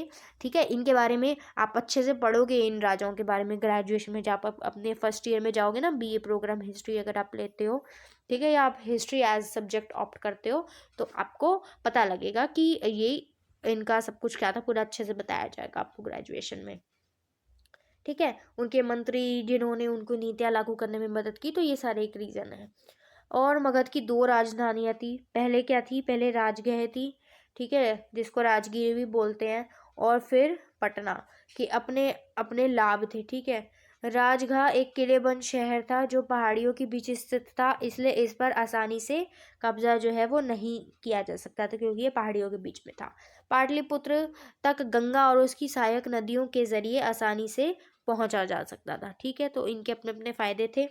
और मगध के विकास की परिणति मौर्य साम्राज्य के उदय के रूप में भी हुई। ठीक है, चंद्रगुप्त मौर्य, जिन्होंने साम्राज्य की स्थापना की, अपने मौर्य साम्राज्य की, लगभग 321 ईसा पूर्व से इनका 185 ईसा पूर्व तक मौर्य साम्राज्य जो है वो चला था। तो ये जो है चंद्रगुप्त मौर्य ने उत्तर पश्चिम में अफगानिस्तान और बलूचिस्तान तक अपना नियंत्रण बनाए रखा, ठीक है, मौर्य वंश का। और उनके पोते जो अशोक थे, ठीक है, जो बहुत प्रसिद्ध शासक माने जाते हैं और बहुत बढ़िया राजा माना जाते हैं, ये क्या है, इन्होंने संभवतः आरंभिक भारत के सबसे प्रसिद्ध शासक थे। और इन्होंने क्या किया था, कलिंग पर भी विजय प्राप्त की थी, ठीक है। तो कलिंग भी आप पढ़ोगे बड़ी क्लास ग्रेजुएशन में जाके, कलिंग जो था एक बहुत इंपॉर्टेंट सेंटर था। तो उसको, उस पर कब्जा करना मतलब कि बहुत ज़्यादा पावर होना, ठीक है। तो ये आज की डेट में उड़ीसा में पड़ता है। अशोक ने क्या किया था, इस पर भी विजय प्राप्त कर ली थी। और उस टाइम पे बहुत ज़्यादा ब्लड शेड हुआ था, ठीक है, यानी कि बहुत ज़्यादा खून खराबा हुआ था, खूब जाने गई थी। और ये सब देख के जो अशोक है उसको क्या हुआ था, शोक की अनुभूति हुई थी, यानी कि बहुत बुरा लगा था उसको। और उसके कुछ 1-2 साल बाद उन्होंने क्या किया था, उन्होंने फिर बौद्ध धर्म को भी अपना लिया था। ओके, अब हम देखते हैं 29A क्वेश्चन। कृष्णदेव राय शासन विस्तार और सुदृढ़ीकरण की विशेषता वाला था। उपयुक्त उदाहरणों के साथ इस कथन की पुष्टि कीजिए। तो अब हमारे से कृष्णदेव राय की विशेषताएं पूछी जा रही है, जिन्होंने साम्राज्य का सुदृढ़ीकरण किया था, साम्राज्य का विस्तार किया था, ठीक है, ठीक है, विजयनगर साम्राज्य का। और ये जो थे ना, यहाँ पे 4 वंशों ने शासन किया था। पहला था संगम वंश, ठीक है, जैसा कि हमने ऊपर MCQ में देखा ही था। संगम वंश था, फिर था सुलु, ठीक है, फिर था तुलु, फिर था अड़ाविडु, ठीक है। तो जो ये हैं कृष्णदेव राय, ये थे तुलु वंश से, ठीक है। तो हमें इनके बारे में पढ़ना है और ये जो स्टेटमेंट इन्होंने दी है इसको प्रूव भी करना है। संगम राजवंश के नाम से पहले राजवंश ने 1485 तक विजयनगर पर नियंत्रण रखा, ठीक है। उसके बाद क्या हुआ, सुलुवो सैन्य कमांडरों द्वारा हटा दिया गया, ठीक है। तो सुलुवो ने क्या किया, इनको हटा दिया। और फिर क्या किया, 1503 तक सत्ता में रहे। फिर तुलुवो ने उन्हें हटा दिया, तुलुव लोग शासन में आए, ठीक है। और जो कृष्णदेव राय थे वो थे तुलु वंश से संबंधित, ठीक है। 1509 से लेकर 1529 तक जो है कृष्णदेव राय ने शासन किया था और बहुत बढ़िया ये राजा थे। तो तुंगभद्रा और कृष्णा नदी रायचूर दोआब के बीच की भूमि 1512 में इन्होंने हासिल की थी, ठीक है। तो दोआब क्या होता है, दोआब क्या होता है, जो दो नदियों के बीच में होता है ना, ठीक है, दो नदियों के बीच का जो प्लेस होता है उसको बोलते हैं दोआब, ठीक है। तो इन्होंने क्या किया था, और जो ये दोआब होता है ना, बहुत ज़्यादा उपजाऊ माना जाता है, क्योंकि क्यों, क्योंकि ये दो नदियों के बीच में होता है, ठीक है। तो इन्होंने कृष्णदेव राय ने 1512 में ऐसी भूमि को भी इन्होंने क्या किया था, जीत लिया था। और फिर क्या था भाई, और उड़ीसा के शासकों को 1514 में इन्होंने हरा दिया था। 1520 में इन्होंने बीजापुर के सुल्तानों को भी हराया था, ठीक है। ऐसे करके इन्होंने जो साम्राज्य का है उसका खूब विस्तार किया, अपने दुश्मनों को भी हराया इन्होंने। और हालांकि राज्य हमेशा सामरिक रूप से तैयार रहता था, यानी कि हमेशा लड़ाई झगड़े होते रहते थे, पूरा सामरिक रूप से तैयार रहता था, ये लोग हथियार बंद करके तैयार रहते थे। लेकिन फिर भी यह अद्वितीय शांति और समृद्धि की स्थितियों में फला फूला, यानी कि यहाँ पे क्या रहती थी, फिर भी शांति रहती थी, फला फूला रहा, समृद्धि बनी रहती थी। कृष्णदेव राय को कुछ बेहतरीन मंदिरों के निर्माण और कई महत्वपूर्ण दक्षिण भारतीय मंदिरों में भव्य गोपुरम जोड़ने का श्रेय भी दिया जाता है, ठीक है।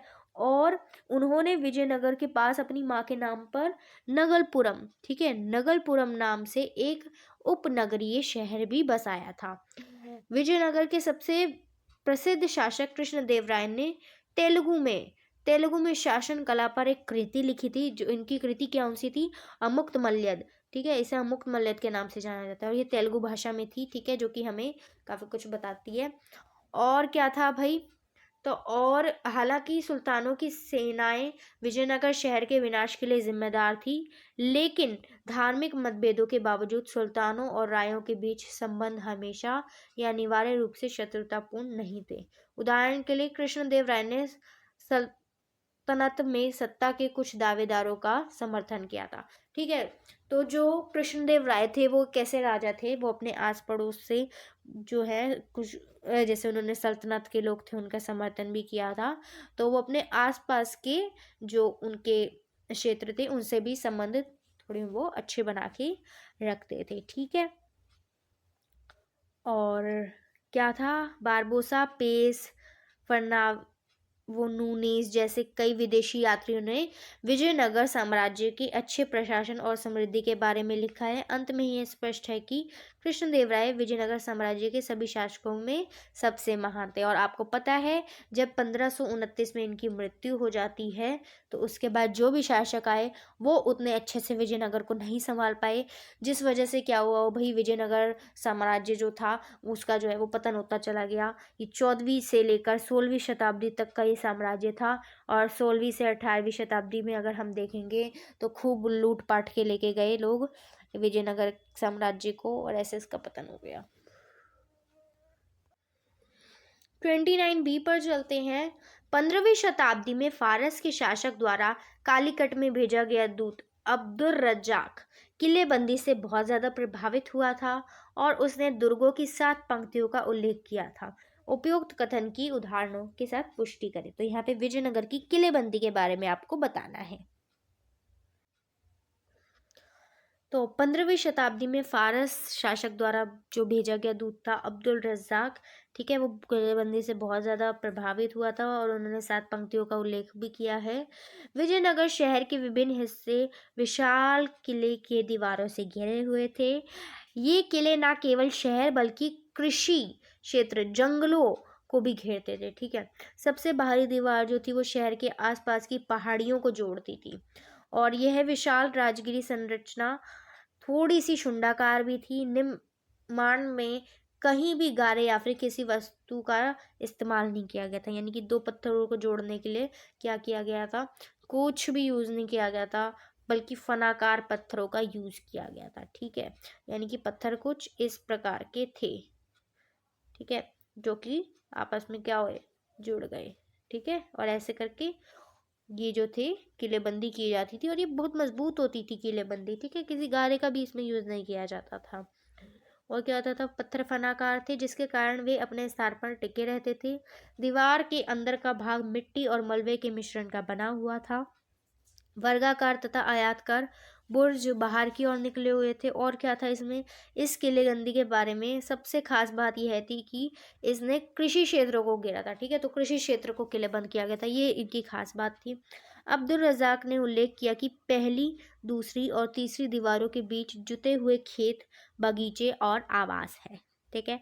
दूसरी किलेबंदी नगरीय केंद्र के आंतरिक भागों के चारों ओर बनी हुई थी और तीसरी से शासकीय केंद्र को घेरा गया था, ठीक है। तो दूसरी, पहली, दूसरी, तीसरी को क्या क्या किया गया था वो हमने जाना, जिसमें महत्वपूर्ण इमारतों के प्रत्येक समूह को अपनी ऊंची दीवारों से घेरा गया था। दुर्ग में प्रवेश के लिए अच्छी तरह सुरक्षित प्रवेश द्वार थे, जो क्या करते थे, जो शहर को मुख्य सड़कों से जोड़ते थे। प्रवेश द्वार विशिष्ट स्थापत्य के नमूने थे जो अक्सर उन संरचनाओं को परिभाषित करते थे जिनमें प्रवेश को वे नियंत्रित करते थे।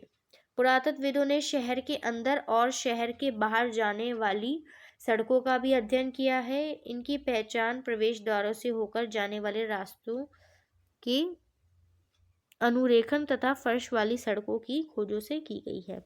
सड़कें आमतौर पर कैसी थी, आमतौर पर पहाड़ी भूभाग से बचकर घाटियों के बीच होकर ही इधर उधर घूमती थी। और कुछ सबसे महत्वपूर्ण सड़कों में से कई मंदिर के प्रवेश द्वार से आगे बढ़ी हुई थी और इनके दोनों ओर बाजार भी थे, ठीक है। तो सड़कों के दोनों ओर बाजार भी थे। ये था आपका ओवरऑल क्वेश्चन। तो 30A क्या बोल रहा है, इस बात पर चर्चा करें कि निजी पत्र और आत्मकथाएं हमें किसी व्यक्ति के बारे में बहुत सारी जानकारी देती हैं। ये स्रोत सरकारी ब्यूरो से किस प्रकार भिन्न है, ठीक है। तो ये महात्मा गांधी वाला जो चैप्टर है आपका, वहाँ से ये आया है, जो चैप्टर नंबर 11 है आपका महात्मा गांधी वाला, ठीक है। और महात्मा गांधी को जानने के स्रोत जो है वो हमको बताने हैं और हमको क्या बताने, मेनली इस बात पर चर्चा करनी है कि निजी पत्र आत्मकथाएं जो हमें व्यक्ति की पूरी जानकारी देती हैं और सरकारी ब्यूरो से किस प्रकार ये भिन्न होती हैं, ये हमको बताना है इसमें। तो सबसे पहले हम देखते हैं निजी पत्र। कई पत्र व्यक्तियों को लिखे जाते हैं और इसलिए व्यक्तिगत होते हैं, ठीक है, इसलिए वो पर्सनल होते हैं, लेकिन वे जनता के लिए भी होते हैं। पत्रों की भाषा अक्सर इस एहसास से भी तय होती है कि वे एक दिन प्रकाशित हो सकते हैं। वे हमें किसी व्यक्ति के निजी विचारों की झलक देते हैं। पत्रों में हम लोगों को अपना गुस्सा और दर्द, अपनी निराशा, चिंता, अपनी आशाओं और कुंठाओं को व्यक्त करते हुए देखते हैं। ठीक है, जिस तरह से वे खुद को सार्वजनिक बयानों में व्यक्त नहीं कर सकते हैं। ठीक है, तो पत्र क्या होते हैं, निजी पत्र क्या होते हैं, व्यक्तिगत होते हैं। ठीक है, लेकिन वो कभी ना कभी छप भी सकते हैं। ठीक है, तो उसमें सब कुछ क्या व्यक्त हो रहा होता है, हम ऑन कैमरा या सबके सामने ये नई बात बोल सकते हैं, लेकिन फिर भी जो निजी पत्र होते हैं उनमें हमारी निराशा, कुंठा, चिंता, आशाएं सब कुछ प्रकट हो रही होती है। गांधी जी नियमित रूप से अपने पत्रिका हरिजन में राष्ट्रीय आंदोलनों के दौरान दूसरों द्वारा लिखे गए पत्रों को प्रकाशित करते थे। ठीक है, तो गांधी जी जो क्या है वो पत्रों को प्रकाशित किया करते थे। नेहरू ने राष्ट्रीय आंदोलन के दौरान उन्हें लिखे गए पुराने पत्रों का एक संकलन तैयार किया था, जिसका नाम क्या था, बंच ऑफ ओल्ड लेटर्स, यानी कि पुराने पत्रों का पुलिंदा।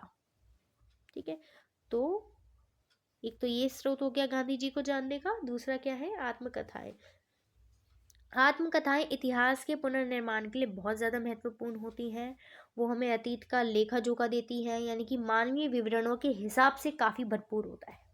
आत्मकथाएं अक्सर स्मृति से लिखी गई होती हैं, पूर्वव्यापी कहानियाँ होती हैं और हमें बताती हैं कि लेखक क्या याद रख पाया है ना। जब हम उनकी आत्मकथाएं पढ़ेंगे तो हमें पढ़कर ये लगेगा हाँ ये लेखक को याद रहा होगा लिखते समय, या इसको वो इम्पोर्टेंट मानता होगा इसलिए उसने लिखा इस चीज़ को, ये उसकी लाइफ में इम्पोर्टेंट होगा। या कोई व्यक्ति कैसा चाहता था कि उसके जीवन को दूसरे लोग कैसे देखें। महात्मा गांधी की आत्मकथा यानी कि सत्य के साथ मेरे प्रयोग हमें महात्मा गांधी के जीवन की भी झलक देते हैं। और कौन सा स्रोत है,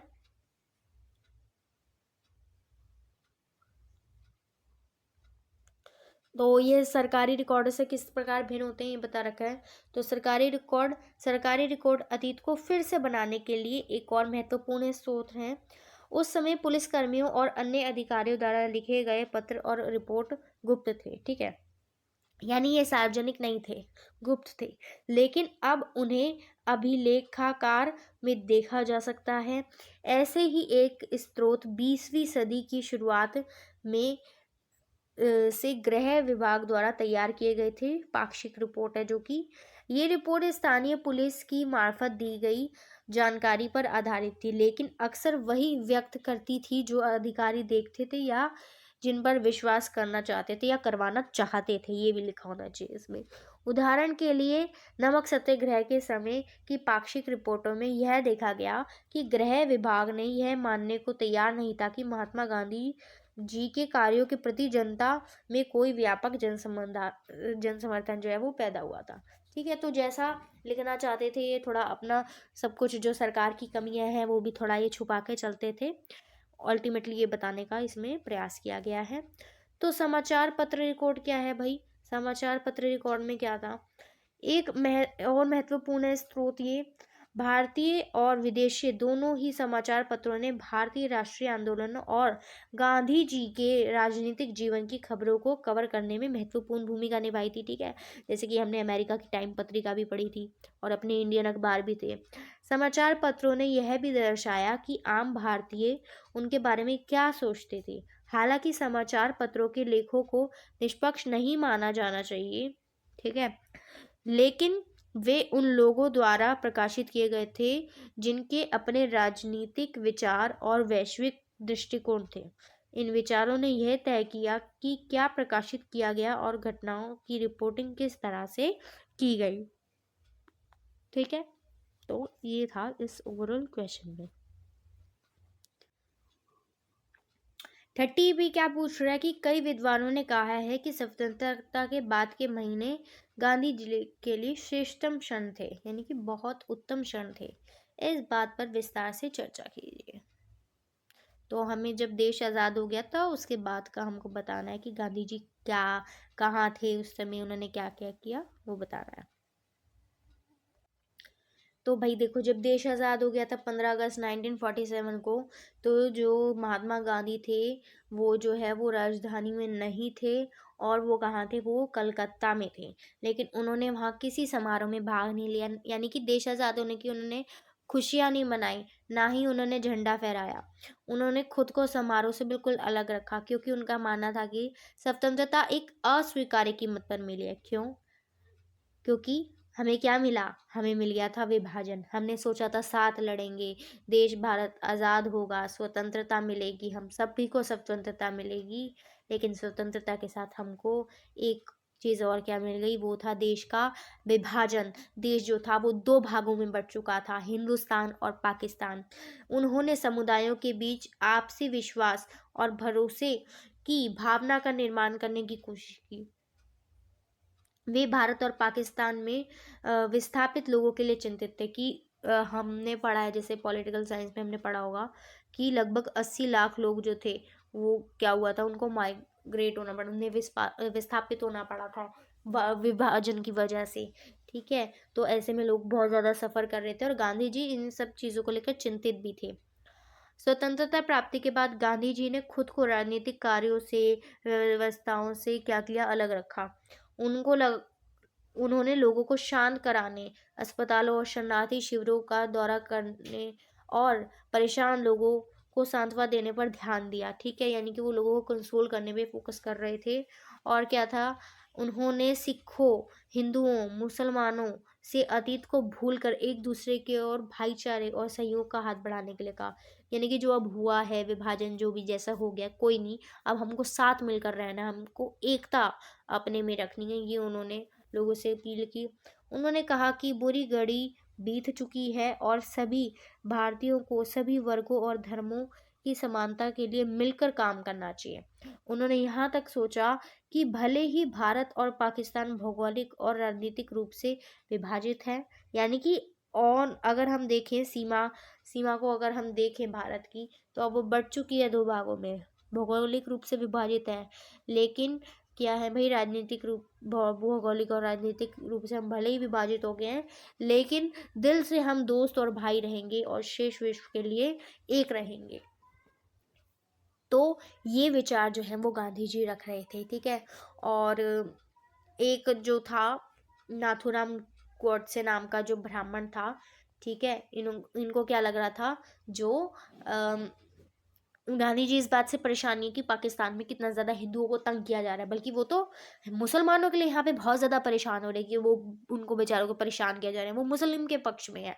ऐसा नाथूराम गोडसे को लग रहा था, और उसने क्या किया था, इसी बात पे महात्मा गांधी को 30 जनवरी को गोली भी मार दी थी, 30 जनवरी 1948 को। ठीक है, और क्या हुआ था, जब भारत को आज़ादी मिली तब गांधी जी बंगाल में थे। बंगाल में शांति लाने के बाद वे दिल्ली चले गए और वे लोगों को सांत्वना देने के लिए पंजाब जाने को तैयार थे, यानी कि वो सबको कंसोल करने का काम कर रहे थे। इसलिए यह कहा जा सकता है कि अपने अंतिम दिनों में गांधी जी बिना किसी राजनीतिक उद्देश्य के दबाव के शांति लाने के लिए समय बिता रहे थे। वे मानवता की सेवा कर रहे थे। इसलिए उपरोक्त सभी बातों का ध्यान रखते हुए विद्वानों ने ये कहा है कि ये गांधी जी के जो जीवन था उसके श्रेष्ठतम क्षण थे। तो स्टूडेंट्स, अब आ गए हम अपने सेक्शन नंबर घ पे, सेक्शन डी पे, जो कि आपका है 4-4 नंबर के क्वेश्चन रहने वाले हैं इसमें। ठीक है, 3 क्वेश्चन होंगे, 31, 32 और 33। ठीक है, 4-4 नंबर का एक होगा, टोटल ये 12 मार्क्स का आपका सेक्शन रहने वाला है। तो ये जो है आपका पैसेज वो हम नहीं पढ़ेंगे, ठीक है, क्योंकि वीडियो काफ़ी ज़्यादा लंबी हो जाएगी। तो हम सीधा क्वेश्चन पे चलेंगे। 31.1 बोल रहा है, आप संत चरित शब्द से क्या समझते हैं। ठीक है, और 31.2 बोल रहा है कि बुद्ध की कोई एक शिक्षा दर्शन लिखें। आपको शिक्षा दर्शन लिखने हैं इसमें।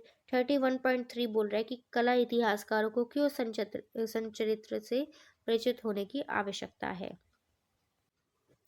तो संतों की जो जीवनी होती है उनको हम बोलते हैं संत चरित्र। ठीक है, और बुद्ध की शिक्षा क्या हो सकती है, तो आप ये बता सकते हो कि विश्व जो है वो अनित्य है, लगातार बदल रहा है, कुछ भी स्थायी या जो शाश्वत है वो नहीं है। ये शिक्षाएं आप बता सकते हो। ठीक है, और राजा महाराजाओं को सम्मान करना चाहिए, सबको एक दूसरे का। ठीक है, ये सारी बातें आप बता सकते हो इसमें। और जो दुख है वो मानव के जीवन का एक हिस्सा है, ये सब आप बता सकते हो। कला इतिहासकारों को क्यों संत चरित्र से परिचित होने की आवश्यकता है। ठीक है, तो क्यों है आवश्यकता, वो आइए हम देखते हैं। तो ये आप पहले दो के उत्तर देख सकते हैं। ठीक है, 13.3 का क्या है कि कला इतिहासकारों को बौद्ध मूर्तिकला को समझने के लिए बुद्ध की चरित्र लेखन से परिचित होना पड़ा। क्यों? बुद्ध चरित्र लेखक के अनुसार बुद्ध ने एक पेड़ के नीचे ध्यान करते हुए ज्ञान प्राप्त किया था। कई शुरुआती मूर्तिकारों ने बुद्ध को मानव रूप नहीं दिखाया, उनका मानव रूप नहीं दिखाया, इसके बजाय उन्होंने प्रतीकों के माध्यम से उनकी उपस्थिति दिखाई है। ठीक है, जैसे कि रिक्त स्थान का मतलब क्या है? बुद्ध के ध्यान की दिशा। ठीक है, और स्तूप का मतलब है महापरिनिब्बाण। और एक और अक्सर इस्तेमाल किया जाता था, ठीक है, एक और अक्सर इस्तेमाल किया जाने वाला प्रतीक चक्र था। ठीक है, जो कि उनका पहला उपदेश बताता है हमें। जैसा कि स्पष्ट है कि ऐसी मूर्तियां के अक्षरशः नहीं समझा जा सकता। उदाहरण के लिए पेड़ केवल एक पेड़ के लिए नहीं बल्कि बुद्ध के जीवन में एक घटना का प्रतीक था। ठीक है, तो यहाँ पे प्रतीक सारे बता रखे हैं कि हमें क्यों बुद्ध चरित्र को समझना चाहिए। ऐसे प्रतीकों को समझने के लिए इतिहासकारों को उन लोगों की परंपराओं से परिचित होना चाहिए जिन्होंने इन कलाकृतियों का निर्माण किया था। तो जो सेकंड स्रोत है आपका चैप्टर 6 भक्ति सूफी परंपराओं से लिया गया है। ये कह रहे हैं कि पहला क्वेश्चन पूछ रहे हैं इसमें, क्या तांत्रिक परंपरा वैदिक परंपरा से अलग है? तो यस, अलग है, वो हम बताते हैं क्यों। और 32.2 पूछ रहा, तांत्रिक प्रथाओं ने कुछ हद तक समतावादी समाज की धारणा को जन्म दिया, क्या आप इस बात से सहमत हैं? फिर तीसरा पूछ रहा है, तांत्रिक विचारों ने किसे प्रभावित किया?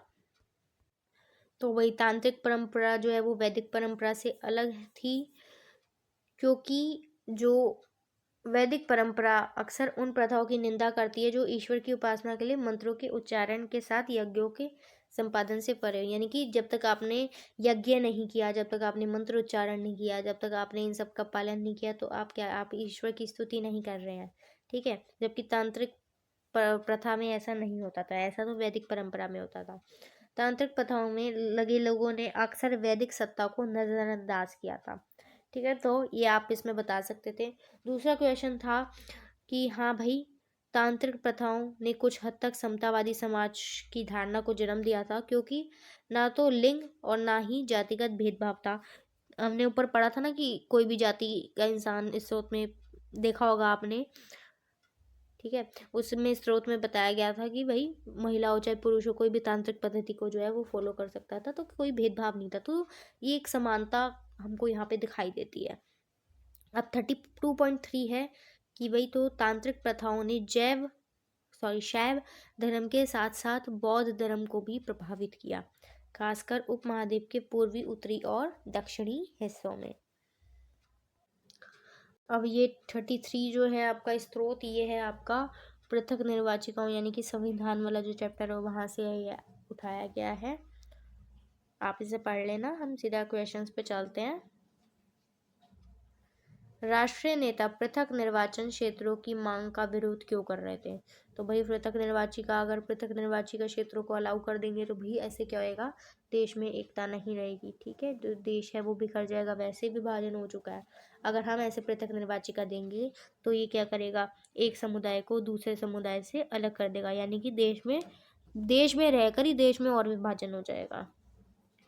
फिर क्या है भाई, तो कल्पना कीजिए कि आप संविधान सभा के सदस्य थे, क्या आप पृथक निर्वाचिका के विचार का समर्थन करते? आप अपने उत्तर के पक्ष में तर्क दीजिए। तो ये आपका खुद का क्वेश्चन है, ठीक है, जो आप समझते हैं आप अपना पॉइंट ऑफ व्यू इसमें दे सकते हैं, साथ में आपको तर्क भी आपको पेश करने हैं उसमें। ठीक है, फिर है बी पोकर बहादुर द्वारा दिया गया तर्क क्या था जिससे गोविंद वल्लभ पंत जो है वो सहमत थे? तो हम देखते हैं बी पोकर बहादुर का क्या तर्क था। तो 27 अगस्त 1947 को मद्रास के बी पोकर बहादुर ने पृथक निर्वाचिका को जारी रखने के लिए एक प्रभावशाली दलील दी। गोविंद वल्लभ पंत ने बहादुर से सहमत थे, ठीक है, कि लोकतंत्र की सफलता का आकलन लोगों के विभिन्न वर्गों के बीच पैदा हुए विश्वास से किया जाना चाहिए। वे इस बात से भी सहमत थे कि एक स्वतंत्र राज्य में प्रत्येक नागरिक के साथ इस तरह से व्यवहार किया जाना चाहिए कि न केवल उसकी भौतिक आवश्यकताएं बल्कि आत्मसम्मान की उसकी जो आध्यात्मिक भावना भी है वो भी संतुष्ट हो सके। और क्या था, और बहुल समुदाय का यह दायित्व है कि वह अल्पसंख्यकों की समस्याओं को समझने का प्रयास करे। ठीक है, तो ये सारे तर्क उन्होंने दिए थे। उनकी आकांक्षाओं के साथ सहानुभूति भी रखे, ये सब आप इसमें बता सकते थे। स्टूडेंट्स, अब हम आ गए अपने सेक्शन नंबर ई पर। 5 नंबर का ये रहने वाला है। ठीक है, जहाँ पे हमको जो 2 हैं वो मार्क दे करके दे दिए जाएंगे और 3 हमको खुद इसमें मार्क करने होंगे। 5 नंबर का ये हमारा मैप रहेगा आपका। तो आइए इसे देखते हैं। तो पहला हमसे अमरावती एक स्तूप पूछा गया है, फिर मगध को मार्क करना है, फिर राखी गढ़ी जो कि एक हड़प्पा स्थल है उसे मार्क करना है, और वो नहीं पता है तो हमें लोथल को मार्क करना है। ठीक है, और इसके बाद आइए देखते क्या पूछा गया कि भारत के इसी राजनीतिक रेखा मानचित्र पर 1857 के विद्रोह के केंद्र दर्शाए गए हैं। ठीक है, और बी के रूप में दर्शाए गए हैं, और उनको हमें पहचानना है और उनका नाम लिखना है। तो आइए देखते हैं। तो ये है आपका मैप। ये ए वाला सबको आई थिंक पता होगा, ये है दिल्ली। ठीक है, और ये जो बी वाला है ये है कलकत्ता। ठीक है, और ये दोनों ही क्या है, ये दोनों ही क्या हैं, ये 1857 के विद्रोह के केंद्र हैं। और यहाँ हम बाकी को भी देख लेते हैं।